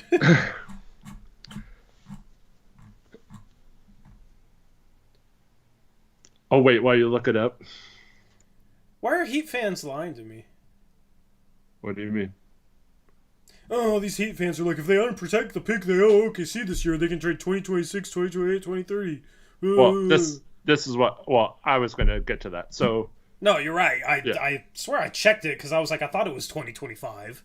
No, it's 2020. Yeah, so I can't even rely on other teams' fan bases to know their own pick situation. Eric, it drives me crazy. I mean, I know that, but it's like, come on. Anyways, it's unprotected in 2026. So if Miami's the team, this is what I'm doing if I'm Joe Cronin. I'm saying, first of all, you need to call OKC and just ask them if they're cool with changing it to a 2026 unprotected just all by itself and just screwing the 2025 part. That would allow them to then trade 2024, 2028, and 2030 first. So you get at least 3 firsts, right? This isn't great, but I'm just trying to think of like the best case scenario. Can I say something? Yeah. I would rather them switch it from 2025 to 2024. I don't know if OKC does that though. I'm telling Miami to throw in second round picks to do that. Yeah. I mean, whatever. Because here's why. They're more likely to be bad in 2026 than 2024, and that draft I think will be a lot more loaded. But OKC might agree with that. Well, yes, but that's why it's like, okay, well, you really want Dame? Give up a bunch of second round picks and cash and everything. Yeah. But okay, so whether it's 2024 or 2026 isn't like super important. Yeah. Just you have to find a way to get that pick to only be conveyed in 1 year, either 2024 or 2026, or maybe you even go to 2030 or something with that pick, or something, and then you get 3 other picks. But whatever, you get 3 unprotected first, and then that would allow you 2025, 2027, and 2029 to do first round pick swaps. So 3 unprotected first, 3 pick swaps. I mean, who knows if those convert or not, but you have 3 first. And then you get Tyler Hero, Nikola Jovic, and then here's where it comes down to, is Jeremy Grant getting signed and traded there as well? And if so, I don't think there's a lot of value there, but at least you can make them happy, I guess. I don't know. But if Nurk is being traded too, that's a good landing spot for someone where you wouldn't have to pay a team to take his contract or whatever. So maybe you include Nurk, and then it's just like you take on Kyle Lowry's expiring from there and then just be done with it. But whatever the other player in that deal is to match salary, you're getting Tyler Hero, but this is where Cronin makes his money. You have to find a trade partner. You have to get at least another first, if not 2 firsts, or a first and a young player in that deal for Hero. So you have to call and find out what the best package you can get for Hero is. So if you get a first and a young player, I don't know who that is, but let's just, I don't even know a team. Like, let's say the Magic wanted him or something, and you got like their 2024 first and I don't know who, one of the whoever. Then you cut a bunch of salary. You picked up 4 firsts, 3 swaps, maybe even a 5th first if you got 2 for Hero, a couple of young players, all that kind of stuff. I mean, it doesn't sound great on paper, but I mean that's as good of a package as we're going to get. I mean, even if you trade him to the Nets, you're getting Ben Simmons and like 5 firsts or something. That's not any better because Simmons is under contract for 2 years. So, I don't think that's really that crazy of a deal compared to what other teams would be willing to give up. I think that's pretty much about as good of a trade as you can get if you can maximize that value. I think Brooklyn's quality of picks can be better. Maybe. But other than that, yeah. I just don't even want to discuss team trades. So yeah, I just don't.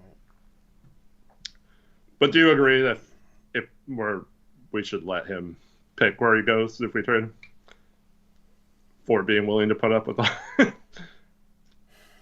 Or do you think he should give like his top 3 and we'll go from there, or what? I mean, I like the idea of his top 3, or just give us teams you're okay with going to. I think after all we put him through, and after all this, him still willing to give Cronin a shot, I think if Cronin fails, he owes it to Dame to do that. Yes. What does he owe the fans, though?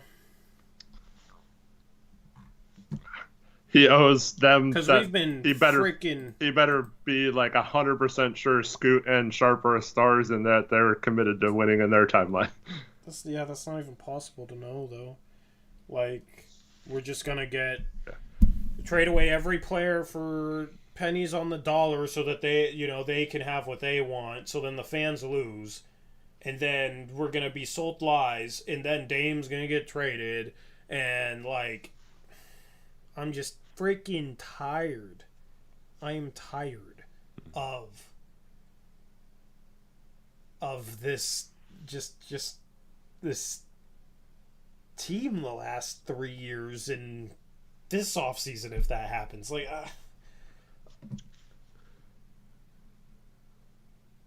Jim says, bro, sometimes it's about opportunity. You're a trip and they're gonna crush Shaden, Scoot, and Dame. It's not a given that Dame comes back. I want Dame back, Jim. If Dame's back, I'm happy going into next year. I don't even really care what that looks like, bro. I want Dame on this basketball team, man. I'm ride or die for Dame. Okay? If Dame's off this basketball team, like, I'm not going to be happy for a long time as a fan of this team. I can enjoy Scoot, but like, they drafted Dame when I was barely 16, bro. Like I kind of grew up with Dame a little bit, Yes, I'll say that I was a sophomore in high school, telling my friends in May, like, "Oh, this Damian Lillard guy is who they should draft. He's gonna be really good." I don't want that to end. Like, so I mean, that's just what it is. I don't want to talk about Dame trades. Yeah. There's a reason I've never talked about Dame trades. It's upsetting to me. To be honest, I'm a fan. This is why you guys watch us, though, right? We are fans. I'm a freaking diehard fan. Mm-hmm. And I'm a huge Blazer fan. I'm a huge Dame fan. Dame is the Blazers to me right now because the rest of the organization is a freaking mess. I don't even want... I don't want to. Like, there's a reason I was upset at the draft stream, and I did the best to not be upset, because I didn't want to be upset. I wanted to celebrate Scoot. And this is nothing against Scoot. That's why I was frustrated having people come in and say, wow, you guys hate Scoot. Like, no. No. Scoot, if anybody's going to be the next Dame, it's going to be Scoot. Right? Like...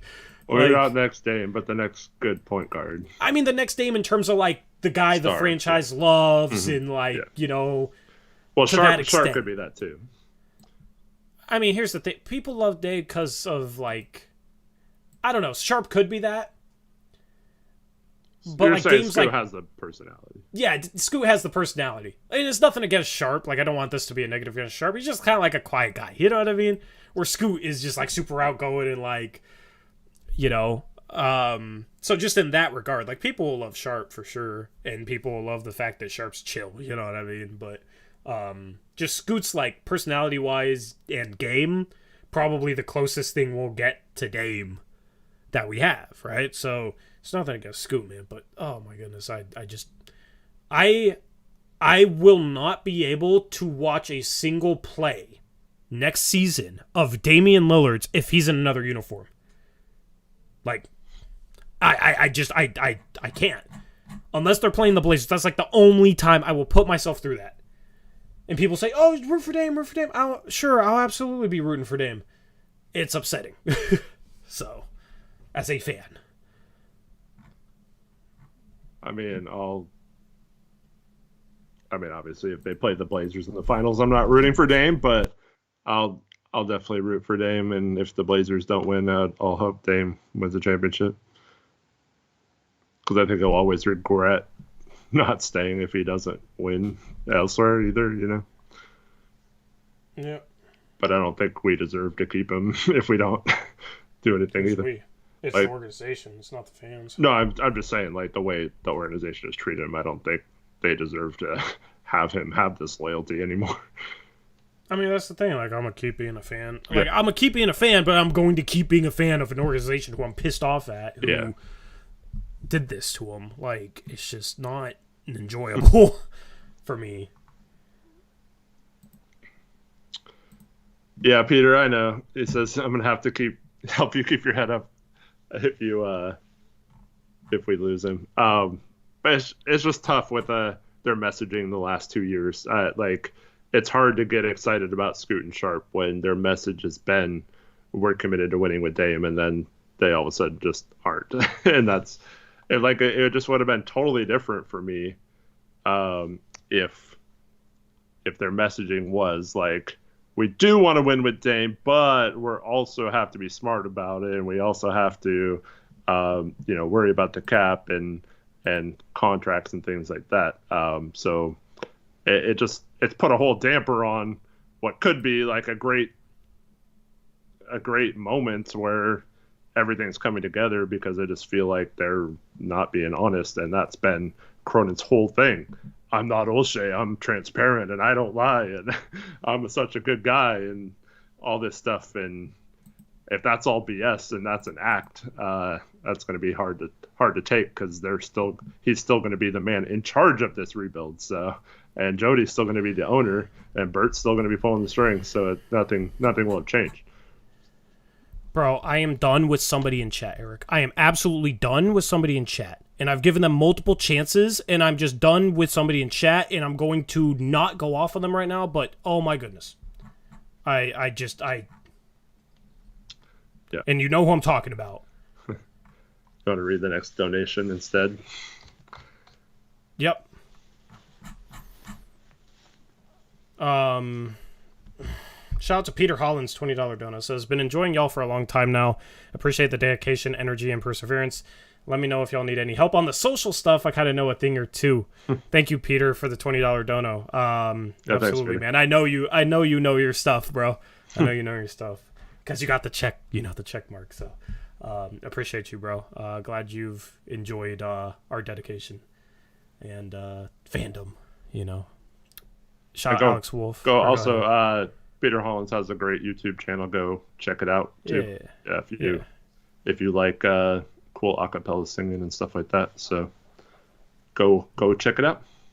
Yep. Shout Alex Wolf, $2 dono says, so Joe Cronin, great GM or greatest GM? Happy birthday, Eric. Alex, you're my guy. Stop trolling. Shout out to Elias, $5 dono. Says, looking forward to seeing Scoot and hopefully Victor play in person at Summer League. Yeah, if you're going to Summer League, it'll be fun. I'm planning on doing some watch parties around Summer League games, so the Scoot versus Wemby one for sure, but also Scoot versus Amen Thompson. Like, there's going to be some fun Summer League matchups. Yeah, I've had several people reach out and tell me they're going to Summer League, I think including Elias. So yeah, you guys should all try to hook up and go give Cronin a piece of your mind. But I don't know if I could sit next to him at a gym and not say something. What would you say if because that's going to be obviously, a week after free agency. By the way, Friday, like an hour or two before free agency or whenever news starts to happen, we'll be live, and then we'll be live for several hours talking about all the free agency signings. So join us for a big day on Friday, and then Saturday, there's usually a lot more signings, so assuming there's a bunch of moves Saturday, we'll also go live when news starts to break and be streaming for several hours on Saturday as well. So join us over on the other channel. Yep. Shop Braden Tennis. Or tennis. I forgot. Is it tennis? I think it's tennis. Shout out to Braden. He told me and I forgot. Thank you, Braden, for the $5 dono. Appreciate you, bro. Says, hate the idea of having to buy another team's jersey with Lillard on the back with the sick face. Tennis, yeah, my bad, Braden. Braden Tennis, appreciate you, bro. Yeah, I mean, yeah. I know a lot of fans are like, I'll go be a fan of that team, or I can't be a fan of this team until the front office is gone. Like, I understand. Freaking sucks to I don't know. It sucks to see, though. Sucks to see. Like, there's a lot of people in this community that I truly enjoy your guys' contributions to the community in chat. Like, I know a lot of you just based on your names in chat. And seeing people say, like, I'm not going to have anything to do with this team, once Dame's gone, it's like, okay, so they're just not going to be here in chat anymore. Like, how many people is that going to be? Like, yeah, kind of. Because I'll still be here, bro. I will still be here. As upset as I'll be, I will still be here, okay? I understand why other fans wouldn't. I can't blame anyone, but it does kind of suck to see,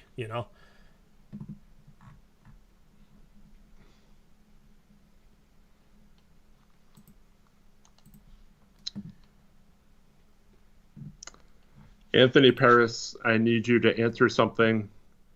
Why did you say Woj bomb tonight? I need a good explanation for him. Maurice Hayes says, y'all should do Zoom meet and greets during y'all lives for out-of-state people. Like, we used to do Twitter Spaces. You mean like that? We used to do Twitter Spaces. Might have to bring something back regarding that. I think it would just need to be like its own stream. Occasionally, though. But definitely, because I did enjoy those. It's just, on some post-game shows, like, half the people were like, oh, I just want, analysis. So I would definitely want to do something like that and just figure out how to do it in terms of content, or maybe just randomly. Maybe it doesn't have to be a live stream, I'm not sure. Zach says Twitter Spaces were great. Yeah, we had a lot of great moments from Twitter Spaces for sure. A lot of frustrating technical stuff. Yeah, a lot of frustrating technical stuff. Some frustrating people. It was interesting, though. It was interesting. And we got to talk to a lot of cool people, so. Yeah.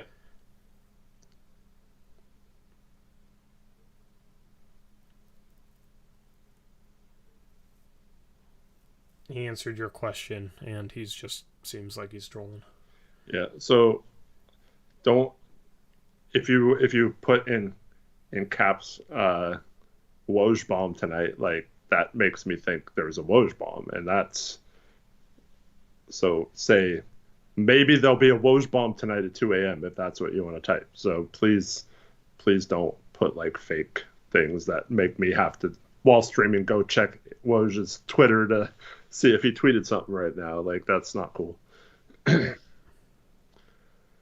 Okay, so I have a question for you. My dad had called right before I was going to watch the video before the stream, so I didn't have a chance to watch your video yet, which I will do after this. Yeah. So how do you think we could get Draymond? I just want to play this out. Okay. So I think there's specifically, Peter. Yeah, we're gonna talk about it right now. Actually, great timing. We did talk about it a little bit. Yeah, we did talk about it a little bit. I also dropped a video on it, but okay. I think here's what I think for Golden State. Okay, here's what I wonder: how much are they willing to pay Draymond? Are they willing to pay him a max? That is kind of my question. Maybe, in that case, I don't really see how we get it. Okay? How we get him. But if they're not, my question becomes, what is the price tag for Draymond that the Blazers would have to reach in order to get Draymond to want to come to Portland over whatever Golden State is offering him? Okay? And then, if Portland's offering him more, then the question becomes, okay, why isn't Golden State offering him more? Is it because of their salary situation or whatever? So then in a sign-in trade, I'm thinking, okay, well, if they can get back cheap assets, maybe like a cheap young player and a couple second-round picks, or maybe it's a first-round pick and a second-round pick compared to hypothetically losing Draymond for nothing, maybe they'd be willing to do it, right? Because Portland would have to trade Anthony Simons. Portland would have to trade Anthony Simons, right? And Nasir Little and like Kevin Knox. And Anthony Simons doesn't make sense for Golden State when they have Chris Paul, Steph Curry, and Klay Thompson. So it would be Anthony Simons to a third team. I think there are two teams that will have cap space that make a ton of sense for Anthony Simons. And I think you could probably name both those teams off the top of your head. What's the two teams you think are teams with cap space that could make sense for Anthony Simons? Spurs and Magic. Yep, those are the two teams I said. So, since you're trading Anthony Simons into their cap space, and then they maybe give up, a first to Golden State, and Golden State basically doesn't take salary back but gets an asset back, or maybe it's, a first in Bol. Maybe we're giving up the first. Maybe it's a first from Orlando and a first from Portland, right? Like, that's how I think it would be pulled off. I don't understand, though, why wouldn't they just tell us to F off? We don't have $40 million to spend.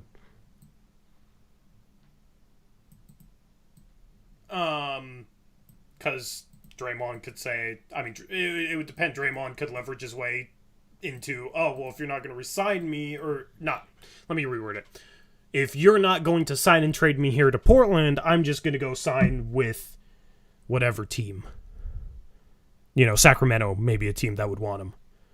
I think Sacramento would maybe need to be a player in this because they did clear up cap space by trading away Rashawn Holmes, and they have Mike Brown, who Draymond Green's close with.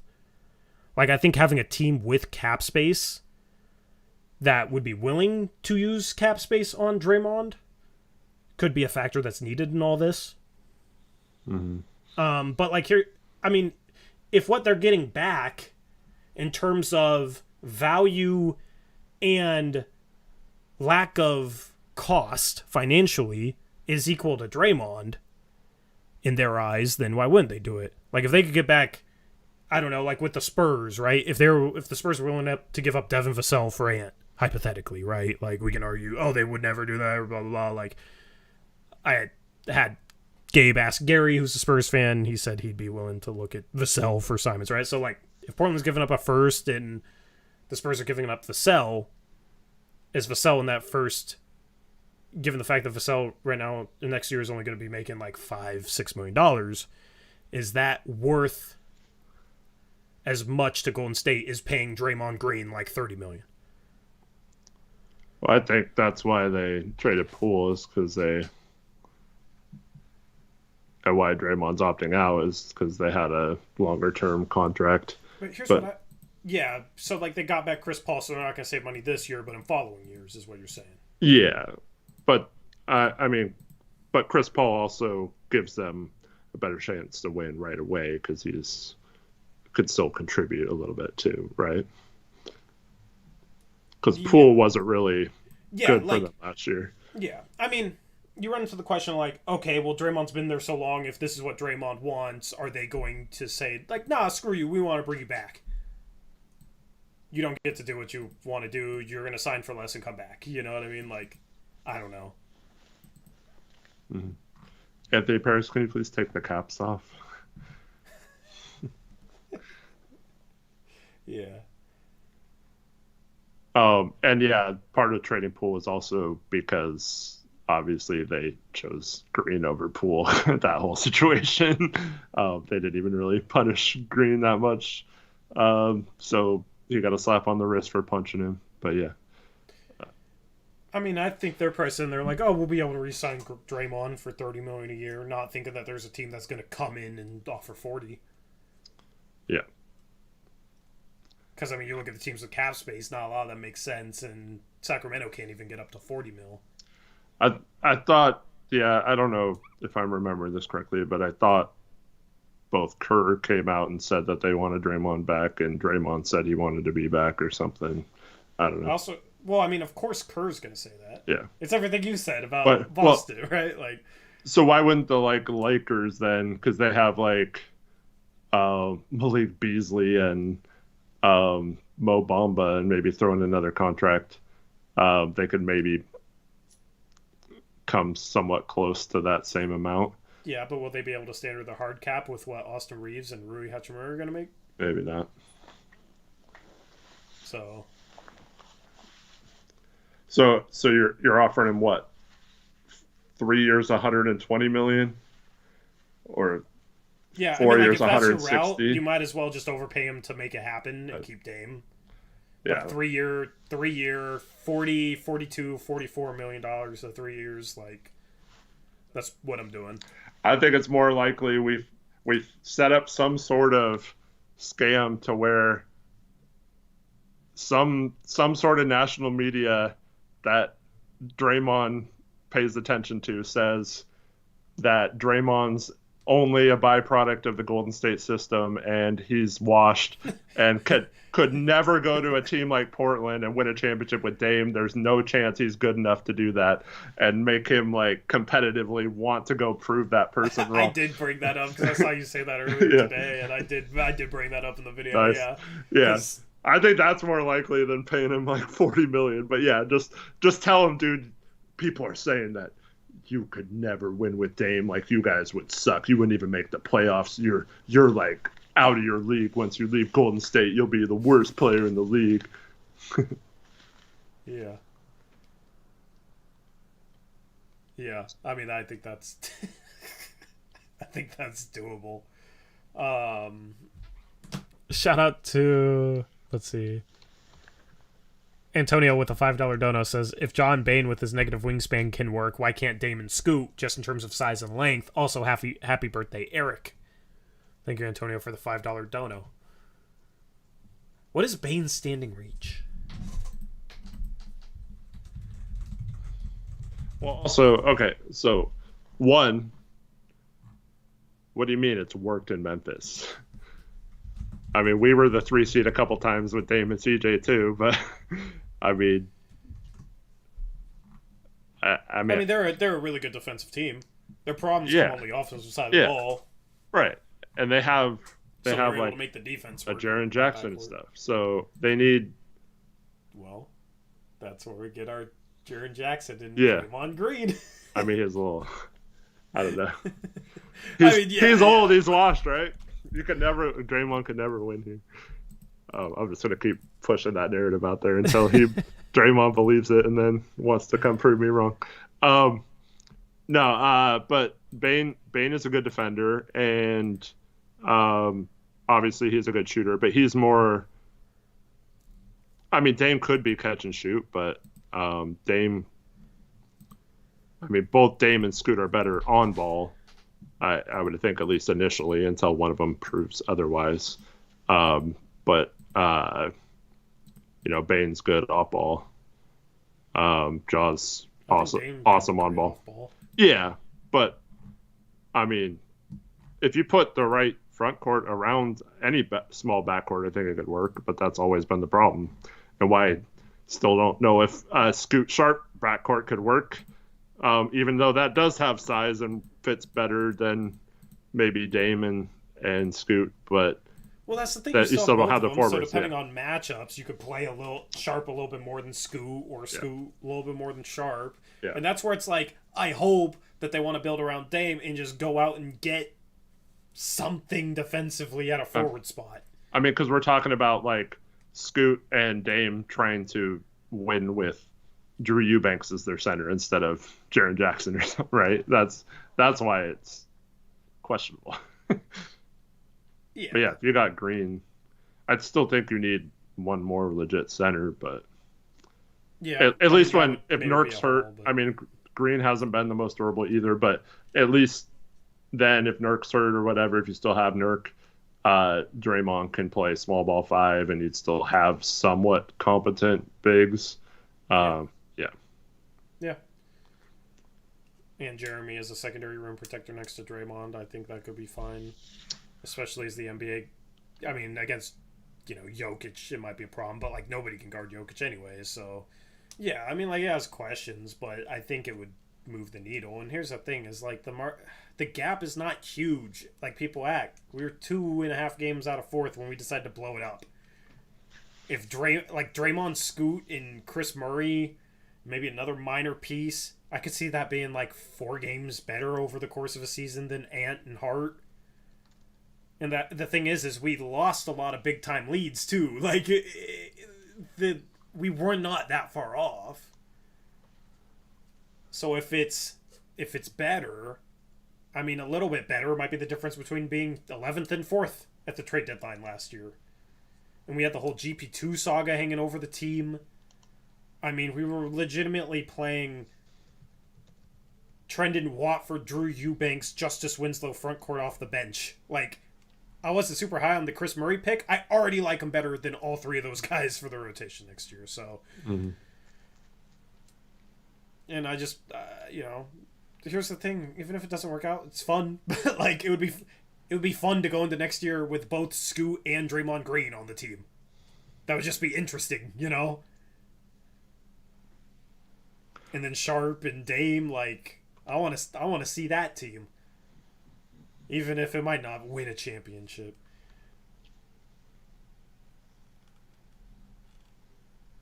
So, it'll be hard to get Draymond to Portland. But Adzumac, $2 Australian donut says, Tori, please sing Eric happy birthday. Okay. Happy birthday to you. Happy birthday to you. Happy birthday, dear Eric. Happy birthday to you. There you go. Thank you, Adzumac. Good job, Hopefully Tori. you liked my serenading of you. And Adzumac, Zion is not coming anymore. It's not happening. He asked that earlier. So. Yeah.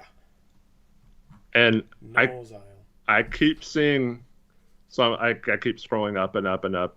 Don't see any messages from Chiefin except for him multiple times this stream saying, Eric, you never answer any of my questions. You always ignore me.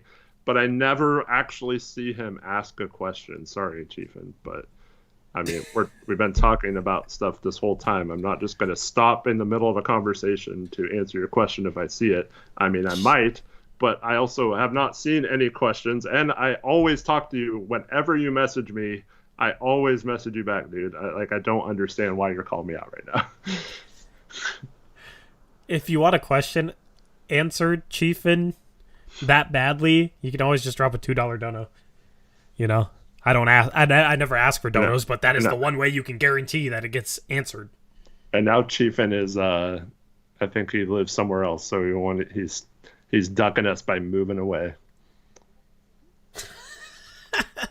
Yeah, Chiefin is the guy who always ignores you when you try and give him the smoke on the basketball court because he says he wants the smoke, but now he's moving. And now we're ignoring him. I don't even know if he's here anymore. We just dedicated some time to him like he wanted, and he ain't even here anymore. This is reminding me of, I'm not going to say his name, but you know. I don't know. Message me on Discord, and maybe I will. There was someone who got drunk at a bar and sent you a video about how we never say hi to him in chat anymore. Oh yeah, yeah. That's not Piffle's mixer. Yeah, yeah. That was something. Yeah. That was a whole thing. Hopefully he's doing. No, it wasn't doing better Terry. though. Yeah. I mean, bro, we try and be interactive. Yeah. Chat, I think we're more interactive than anyone else. And then we get people telling us we're way too interactive to ignore chat and turn. Well, here's the problem. Yeah, it's like some people are like, yeah, you're too interactive. And then some people, since they see us interacting with chat, they expect us to interact with them, even if we have 450 people in here. And then when we don't, it's like, well, why didn't you interact with me? You're interacting with everyone else. What the hell? What's wrong with me? Like, you know, that's how it goes. That's why we get both sides of the coin there. Where people want us to interact more and interact less. Yeah. When are you guys going to do a Blazers Uprise stream from Australia? Can we get an Uprise tour? Yeah, when I get over my fear of flying, we'll do it. Adzimac, how about you organize all the Australian Blazers Uprise supporters? Yeah, and clutch us in, Murray, Benny Hewitt. Form a club, Andy Marchant. Get all you guys together. And then, just start saving like a couple dollars every month and chip in to a fund. And then, eventually you'll have enough money to fly us out there. Or save up enough money to fly out here and we'll have a big party here for you or something. Tori, you can sail there. Bro, I'm not sailing to Australia. How long would that take? So, okay, I flew all the time as a kid. I was fine. I got a bit of a fear of heights now. So, like, elevators in tall buildings, I don't like. Being on anything higher than, like, like the 12th, 13th floor, I don't like. Bridges. The Fremont Bridge, I do not like. The St. John's Bridge, I do not like being on those bridges. Stresses me out. And then flying, yeah.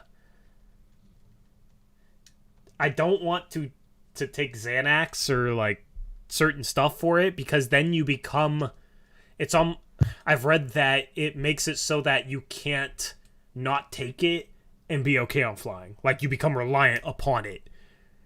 And that the next time you try and fly without taking whatever substance you use to be okay with it, it's even worse.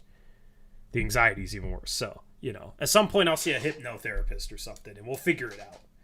And then we'll go on our Australia tour and we can go over to Europe and go on the Blazers Uprise World Tour.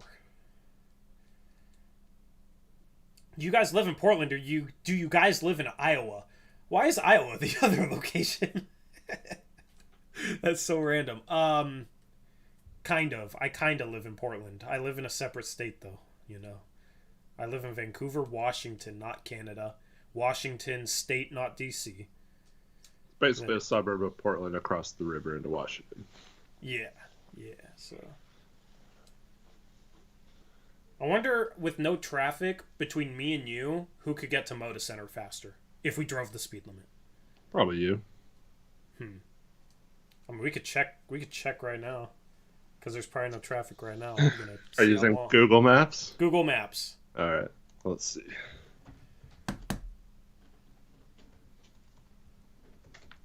You don't even know where in Vancouver I live, so. Let's see here. Nope, I just did home to home as my 1 minute to travel home from home. That doesn't make sense. All right. For me, it says 17 minutes, 14 miles. Oh, yeah, there's no chance I'm beating that. Really? Hold on. I mean, it's a straight shot, kind of. Yeah.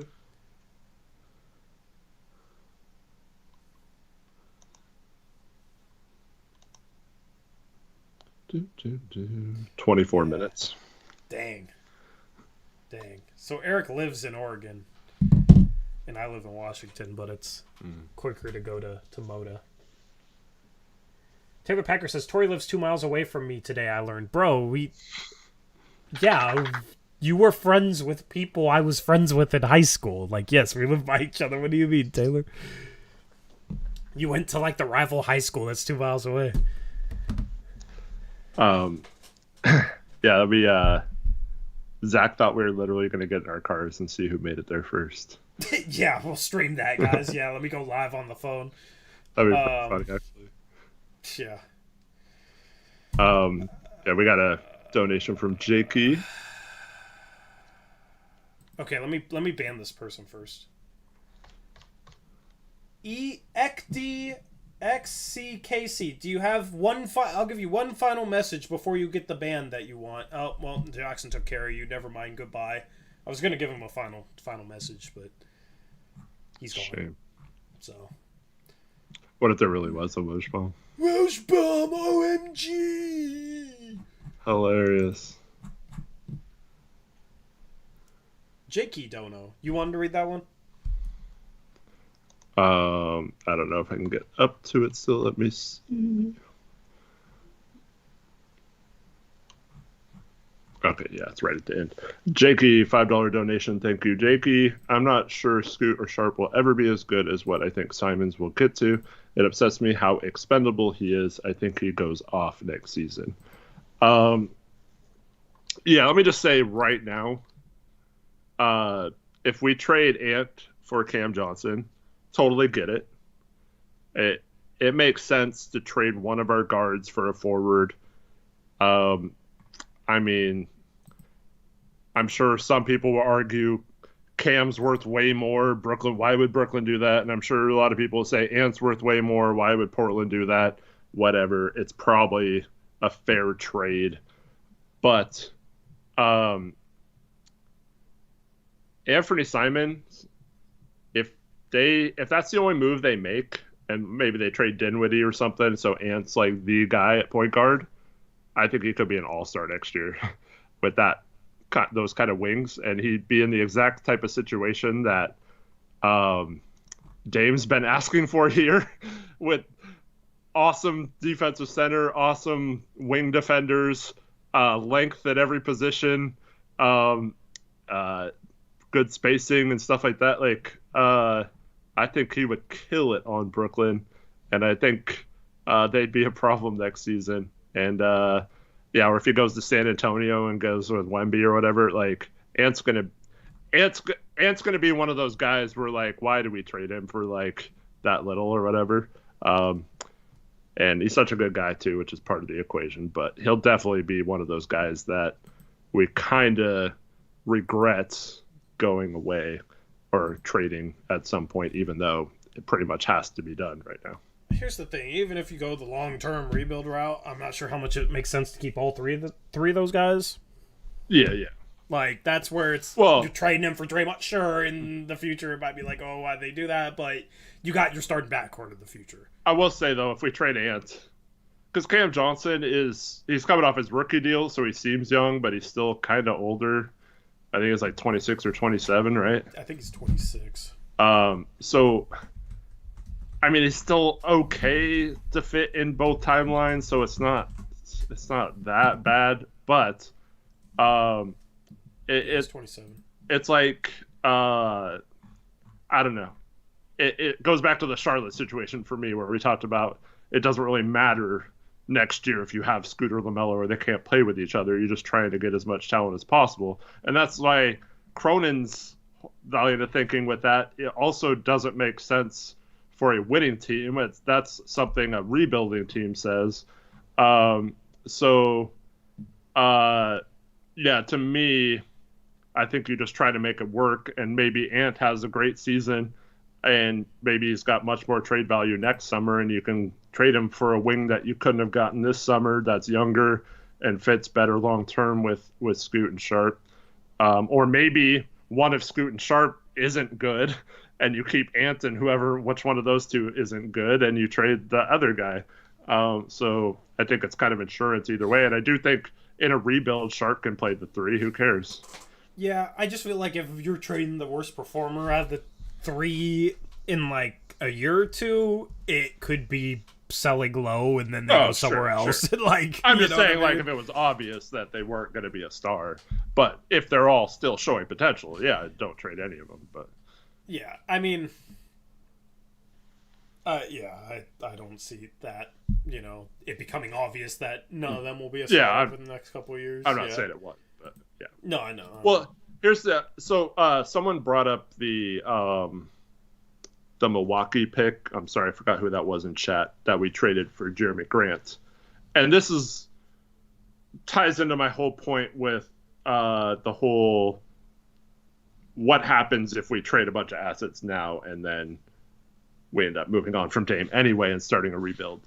So last year,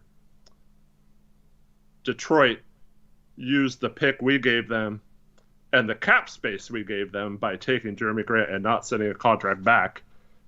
When you have a creative GM, these are the kind of things you do. So they used the exact basically package we gave them and kept pick 36 to get Jalen Duren in the draft because they took on 2 contracts using that money that they saved in the Jeremy Grant trade. So if you think about it logically, if Portland had a creative enough GM, they could have not traded for Jeremy Grant and taken on those 2 same contracts. I think it was like Kemba Walker and Alec Burks. And then probably could have flipped Alec Burks for some seconds or something as well. But anyways, they could have done those same things, traded that same pick, and had Jalen Duren right now. So instead of talking about just scooting Sharp after we trade Ant and Dame, or Ant now and a Dame a year later, we could be talking about having Ant, Scoot, Sharp, and Jalen Duren right now, where we have maybe an answer at center.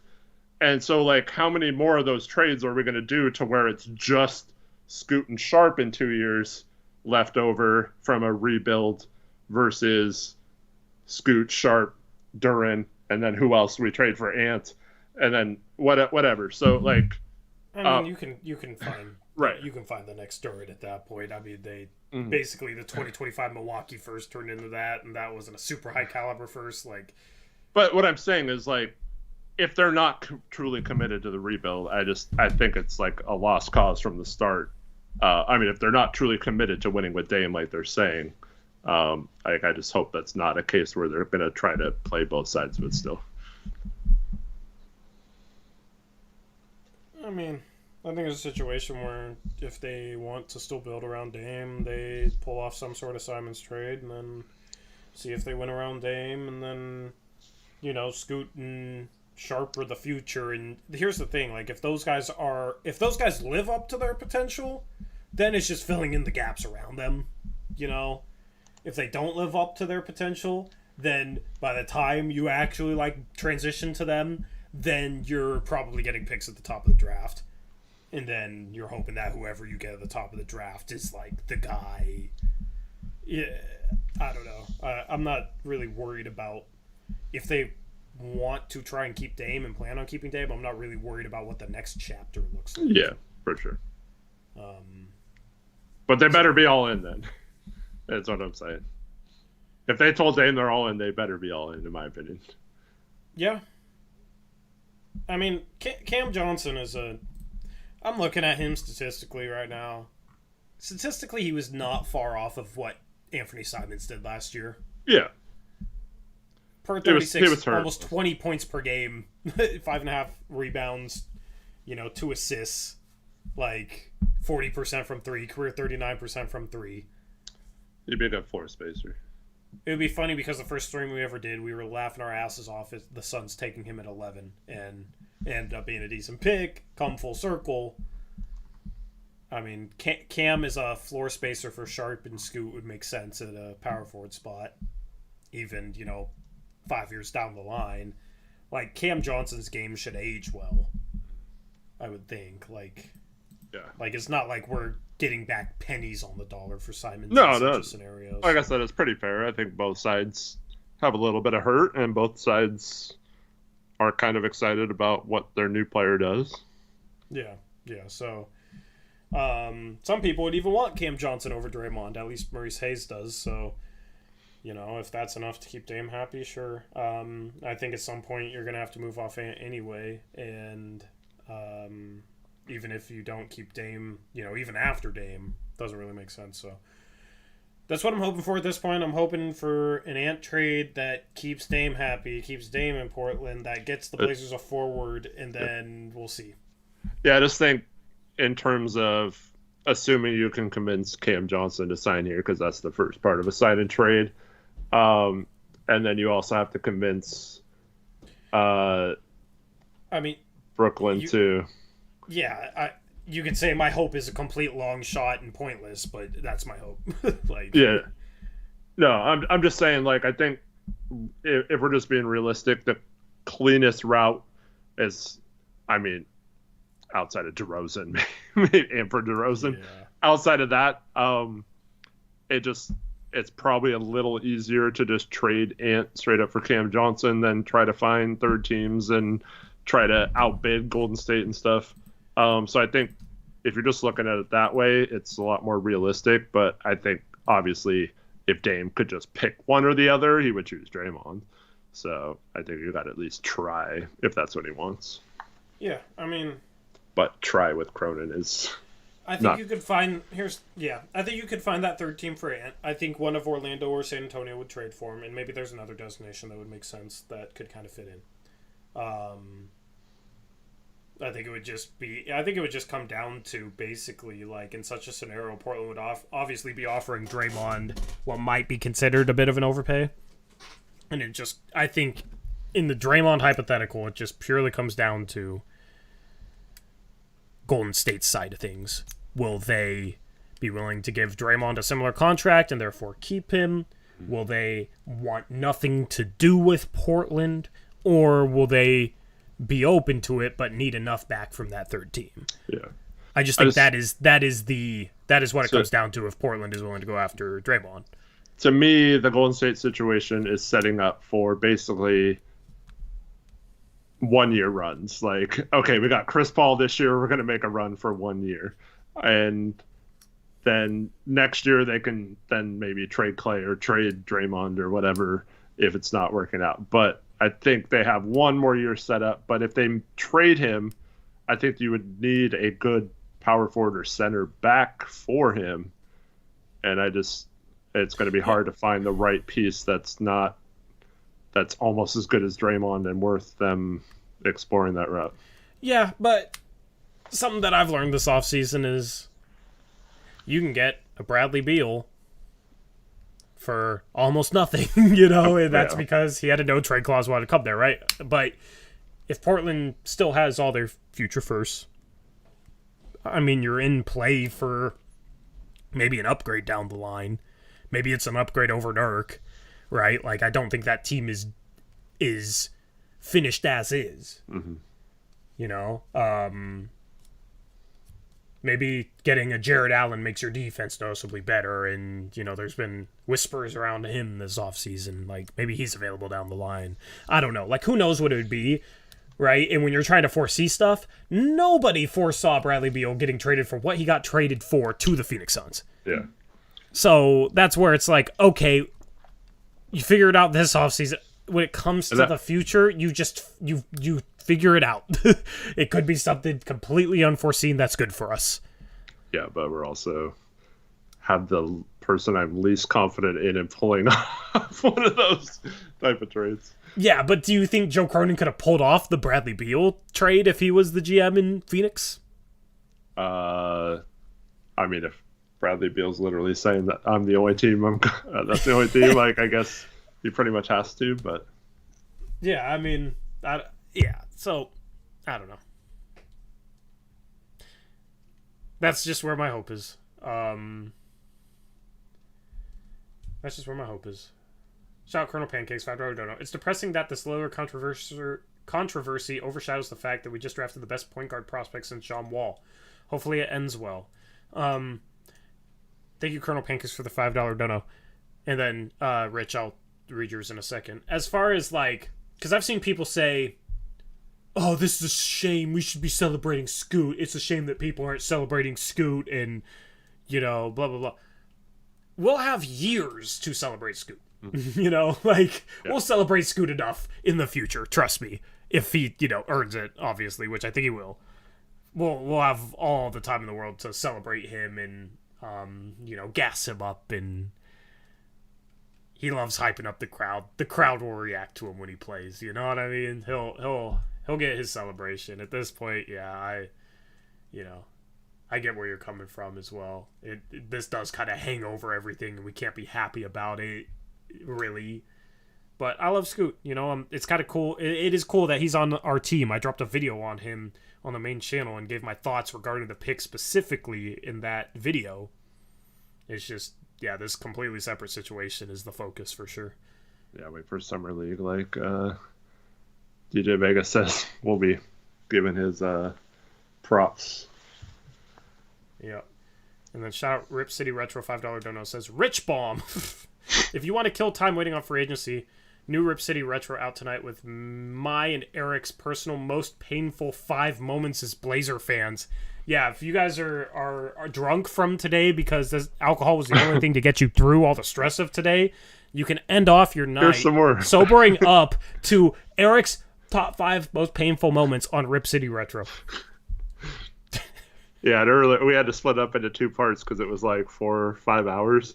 But 6 through 10 were dropped a few days ago as well. But yeah.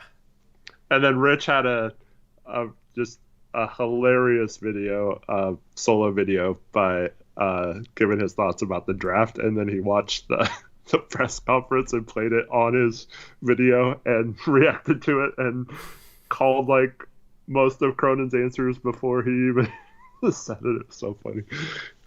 Yeah, check that out as well. I'll have to. Shout out to Rich and you at Rip City Retro.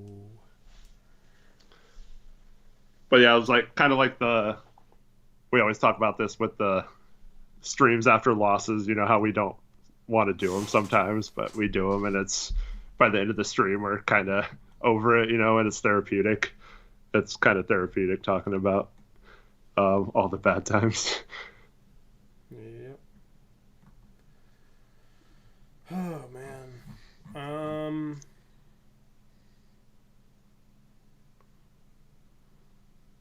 Chris, that makes no sense, man. Zach says sometime later this summer you should give your top 10 most painful memories since you have much less material to go from. Well, yeah, I'll just wait until Dame's traded so I can update the number 1 spot. Literally. Yeah. That'll be the most painful moment as a Blazer fan. That'll be my most painful moment as a sports fan, bro.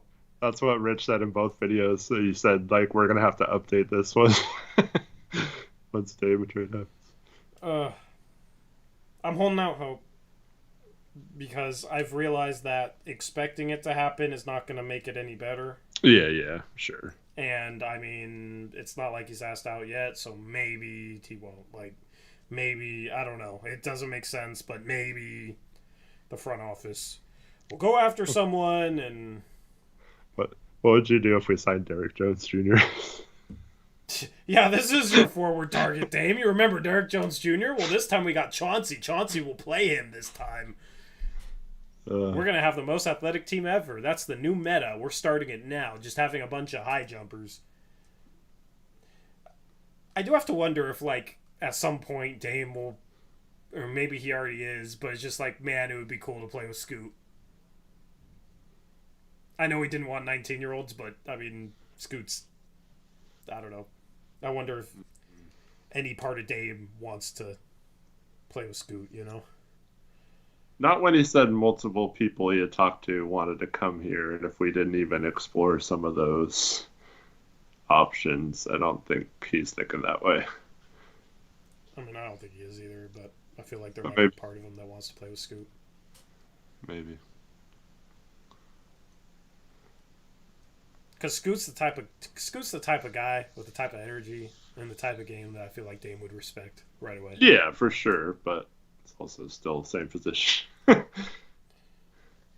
Yeah. And Dame's been so I mean, cool about that in the past, but like he made it very clear that it wasn't something he wanted to just keep doing and not.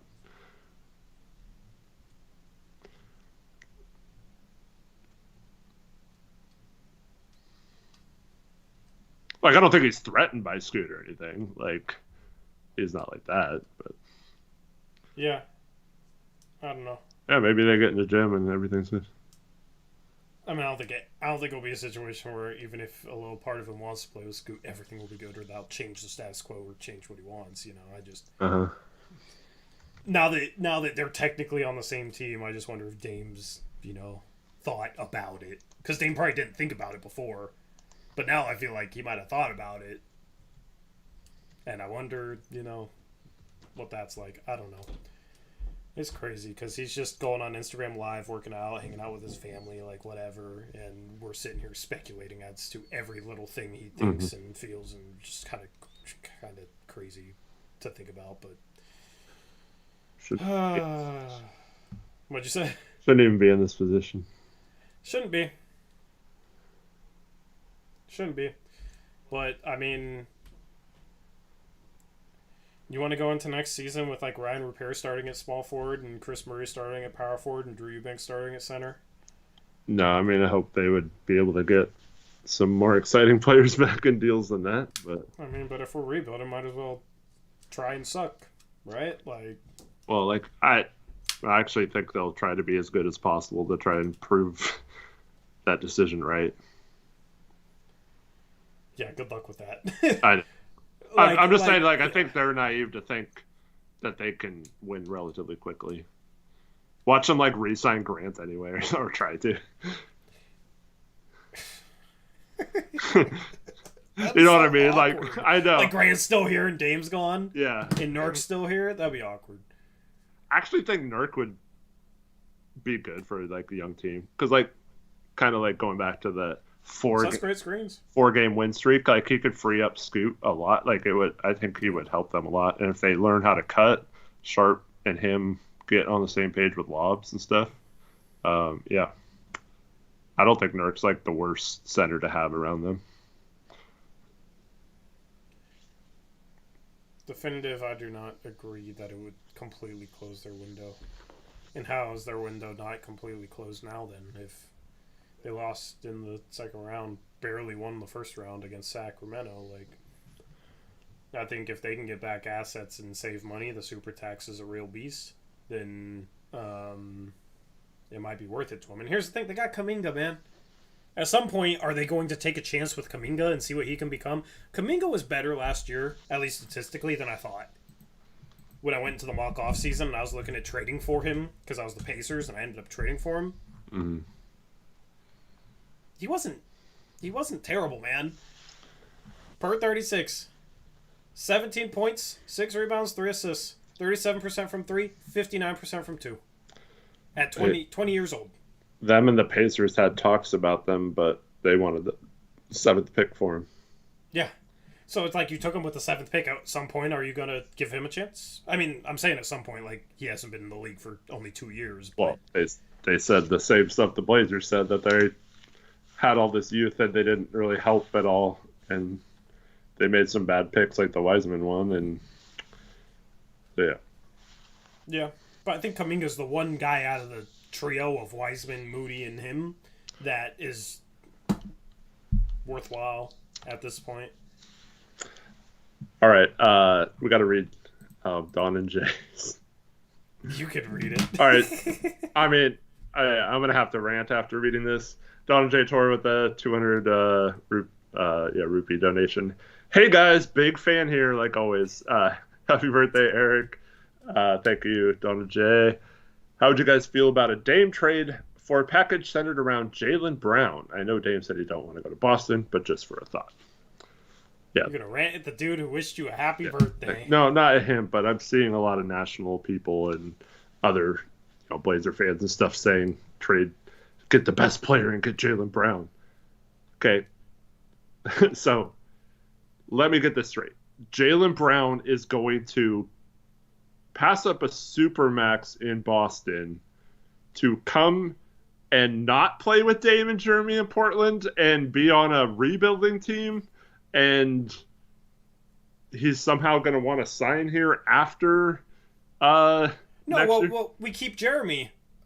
We keep Jeremy, right? Keep You Jeremy? just brought up, what if we Okay. cut Jeremy? And our starting lineup is Scoot, Sharp, Jalen Brown, Jeremy Grant, Yusuf Nurkic next year. Okay. All right. And Anthony Simons is the sixth man off the bench. Yeah, when we come back to reality, so we'd be losing Jalen Brown for nothing in a year. So congratulations, you traded Dame for 1 year of Jalen Brown in a rebuild, and then you got nothing for Damian Lillard.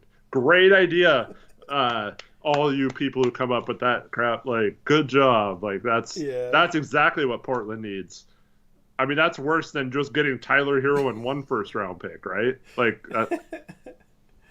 yeah. Honestly, if Dame demands a trade and is willing to go to Boston, this is just a hypothetical because I know he said I don't want to go to Boston, but let's just say sure he does. Okay. If it meant keeping Jeremy, because letting him walk for nothing is kind of pointless. And Jalen Brown would resign, I wouldn't hate having him with Jeremy and Nurk and Scoot and Sharp. How good do you think that? Okay, so how good do you think that team is? I don't know. I think that team could be a play-in team at least. Yeah. I think that team could maybe but it has the upside to maybe contend down the line. Do you know how ironic it is to finally get the small forward Dame's been begging for over a decade, and we go and get him because we traded Dame away. And replaced him with a 19-year-old point guard. We meet Boston in the finals. Scoot and Dame fight. No, just kidding. We're getting a little too wild with this hypothetical. Yeah, I can't root, I can't root against Dame. What if Scoot punks Dame in the finals and tears away Dame's one chance at winning a chip because the team that traded him away won it over him? Dude, I would love to win a championship, but that would be the worst way to win a championship. That's like a nightmare. Yeah. Like, Dame getting one by staying here and being loyal is the absolute best way. Yeah. And that would be the absolute worst. I agree.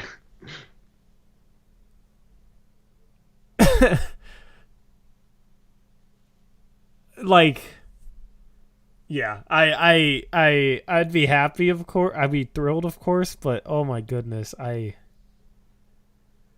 don't know.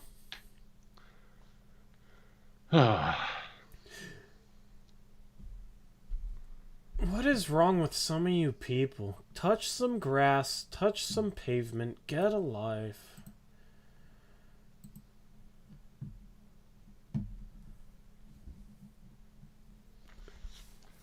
I mean, it could very well be that he requested a trade today and we won't ever hear about it until he's traded.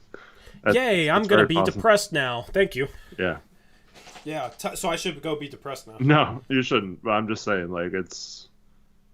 we're not saying he's for sure staying or whatever, but... I know we're not, I can't mentally handle this situation.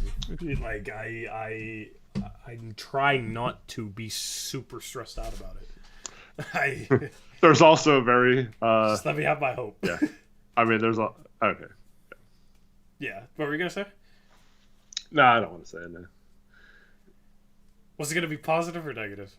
It was... No. I'm just struggling, bro. I'm just struggling. I don't know. This has been stressing me out for the last 3-4 days. I finally feel like today, even if I feel like it's misguided, I can put my hope in something, right? And because when it happens, it's gonna hurt all the same. So I'd rather just have hope in something, even if it's misguided, and then when it comes crashing down to earth, it'll come crashing down to earth regardless. You know what I'm saying? At least I won't be stressed out constantly for the next 4 days. That's just kind of how I look at this thing. I'm not trying to, tell you not to be negative or something, because you should just say what you think, but I'm struggling. if that makes sense. Hopefully that makes sense. For sure. My problem is every time I think, oh, this could still be saved, I realize that we still have Jody and Joe in charge. Mm-hmm. And we I will after. I have no faith in them pulling something off that is worthy of Dame staying. So that's why I'm trying to stay realistic. Like, hopefully, like, if DeRozan is enough to keep Dame forever, or if like Cam Johnson or whatever, if that's enough, like it might be, then okay, great. Like, but once again, they did like the absolute bare minimum they could. It's like, okay. I mean, here's the thing. There's a bunch of people on Twitter that have like guaranteed me that Dame's staying, that I just need to give Joe Cronin time, and like at the very least, if it happens. Where have we heard that before? Yeah!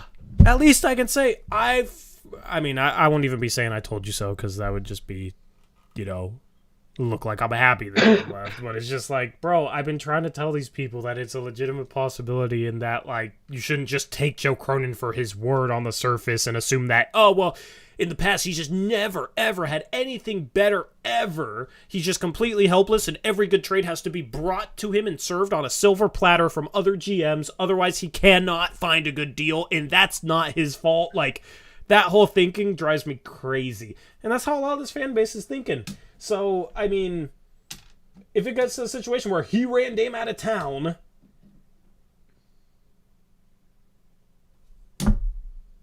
what are they going to say? Because unfortunately, this is a large portion of the fan base. This is going to be, oh, it's a shame he didn't want to play with Scoot, but I'm excited for the future. It's going to go from, oh, well, Cronin is just making all these bad trades to clear flexibility to build a contender around Dame, to, oh, well, I'm excited that we moved on. Yeah, Scoot Sharp future is better anyway. That's what they'll say now. It was for the best. Yeah. Yeah. Cronin was smart. He knew that the time was up. Yep. No consistency. That's the only way to excuse it, is by not having a consistent opinion. Like. Or yeah, they'll turn on Dame. Like, I'm already seeing people turn on Dame. So.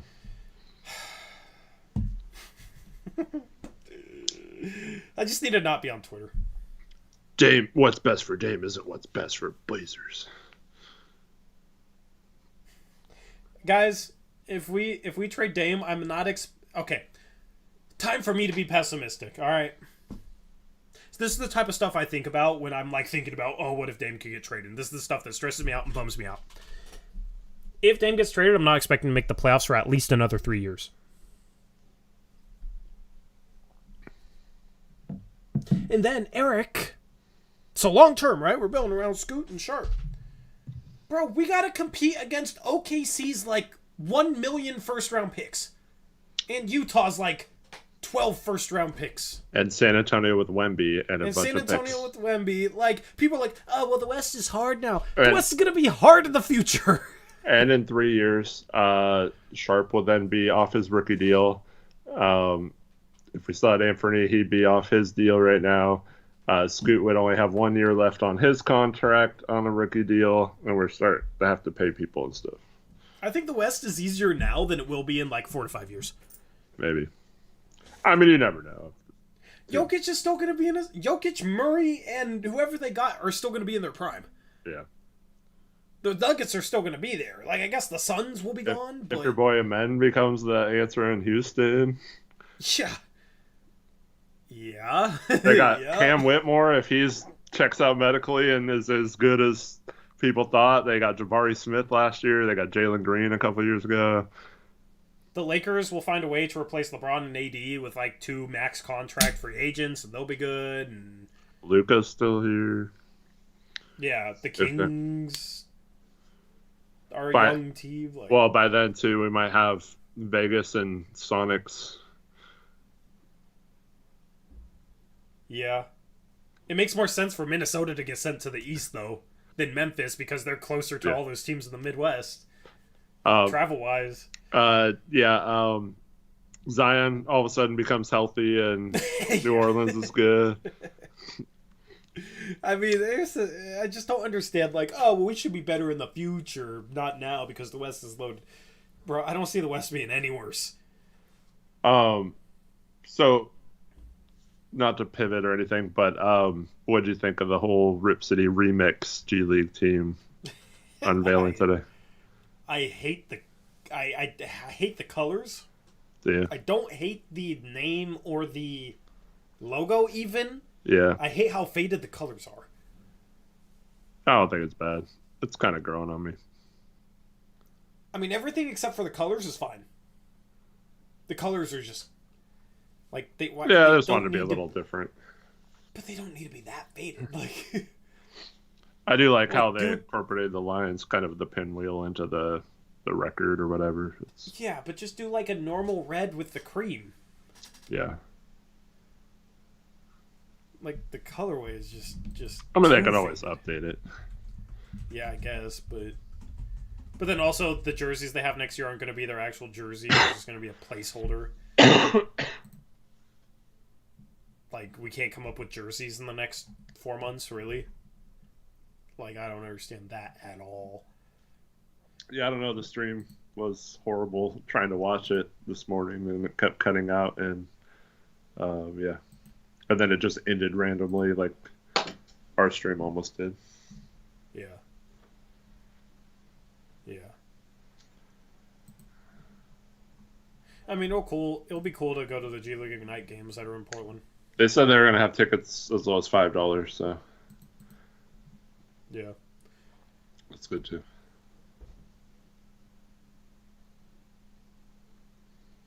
Connor Johnson, thanks for letting us know you're not in it with us, bruh.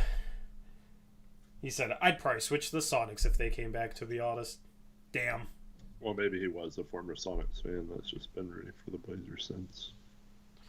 I would root for the Sonics, too. Be in it with us, bro. If we're going to suffer, let's suffer together, okay? All right? I did mention the Spurs, right? I said, yeah, the Spurs. Yeah, you said the Spurs. Let's just, I don't know. Here's the thing. If the team sucks, people stop showing up for streams, people stop caring. Sucks. It sucks. I don't want that to happen either. I want people to be captivated by Draymond Green and Scoot and Dame and that combination, even if it's not great. Like, a small part of me roots for what I think is the most interesting thing for the team because it makes it the most fun to cover, if that makes sense. Like, it's not a big part of me, but it is a small part of me roots for that, too. GK, the Remix are playing at University of Portland Stadium. So they yeah. already have an arena. Yeah, I mean, I guess we just have to hope, like, Hex Scoot's, like, as good as, like, Ja and Luka were right away, you know? It basically becomes, like, MVP level in 2 years. It's possible. I mean, it's possible. Yeah. Thank you, Max.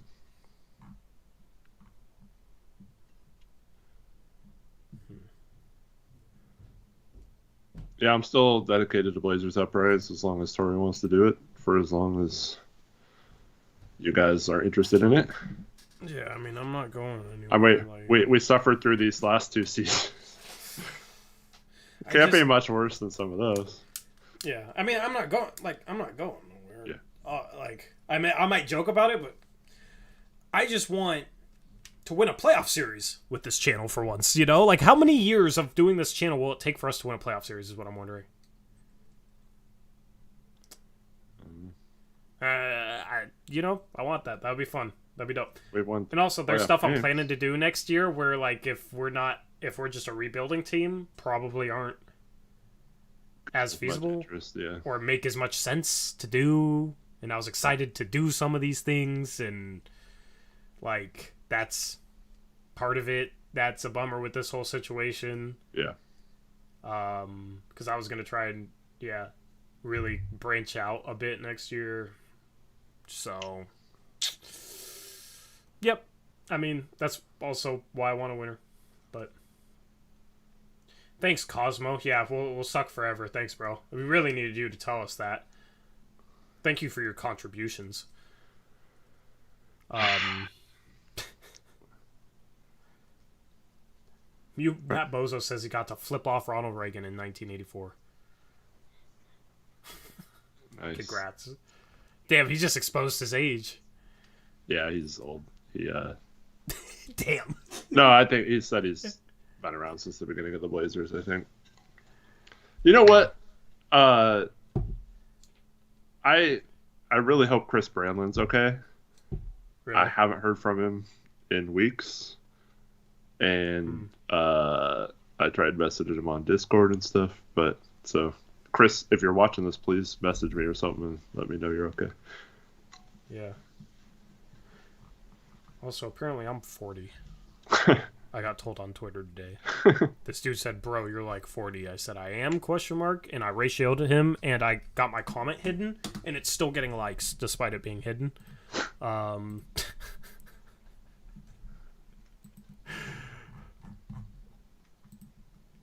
he said something about how I didn't respond to him, so he made this joke tweet or something with a heartbroken emoji, and I have no idea what he's talking about. That Chief. Maybe it is Chiefin. Anyway, anything else you wanted to talk about? No, thanks everyone for watching, and hope everyone has a good day. We'll be back Thursday night to preview free agency. Of course, if anything happens between now and then, trade-wise or Dame-wise, we'll be live to talk about it. And then I believe free agency starts 3 p.m. Pacific time on Friday, so we'll be live a little bit before that. It's probably 2 o'clock at the latest, because usually stuff breaks before free agency starts.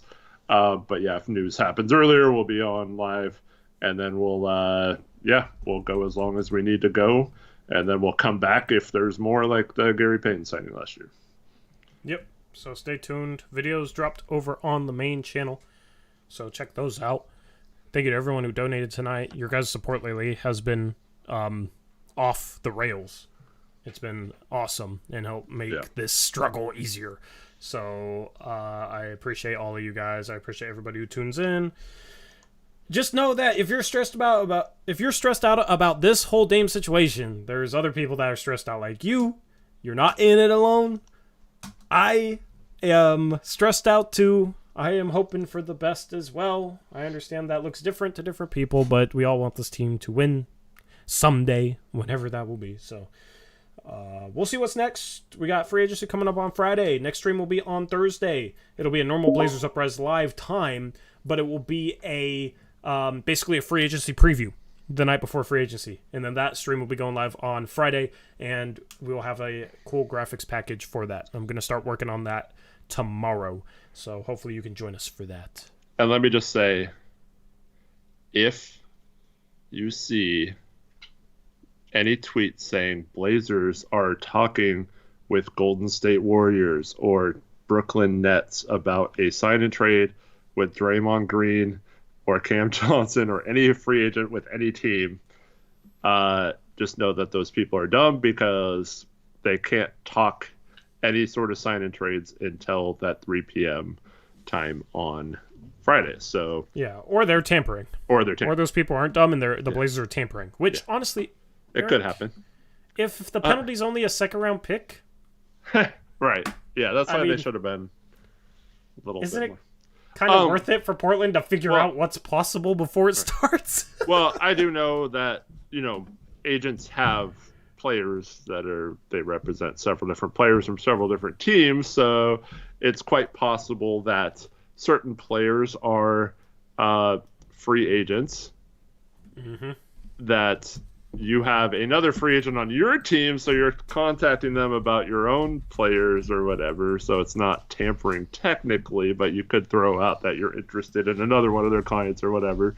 I happen to know there is a certain free agent out there who already knows what his offers are going to be at the start of free agency, and has already kind of like narrowed down his choices to staying with the team he's with or going to a worse team in a worse city for more money. We talking about James Harden in Houston or Philadelphia? No. Yeah, so very interesting how that all works out. Yeah, but No hints. I no, I cannot say the name. I'm not going to do that to someone. But yeah, yeah. Alrighty, well, we'll have you covered on Friday. It's not Jeremy Grant. Yeah. Fred VanVleet is going to be my final guess. Anyway, we're out of here. Thank you to Bet Online for sponsoring this episode. Also, if you want to get a Manta Sleep Mask, check out the link in the description box below for that. With that being said, we're out of here. Live again on Thursday. Videos between now and then. We'll have you covered. If anything big happens, we'll go live. If not, it'll be a free agency preview on Thursday and then free agency stream on Friday. So, thank you to everyone who showed out tonight. Got a long week ahead of us before a big Friday. Anyway. Zach, can you please delete your last message?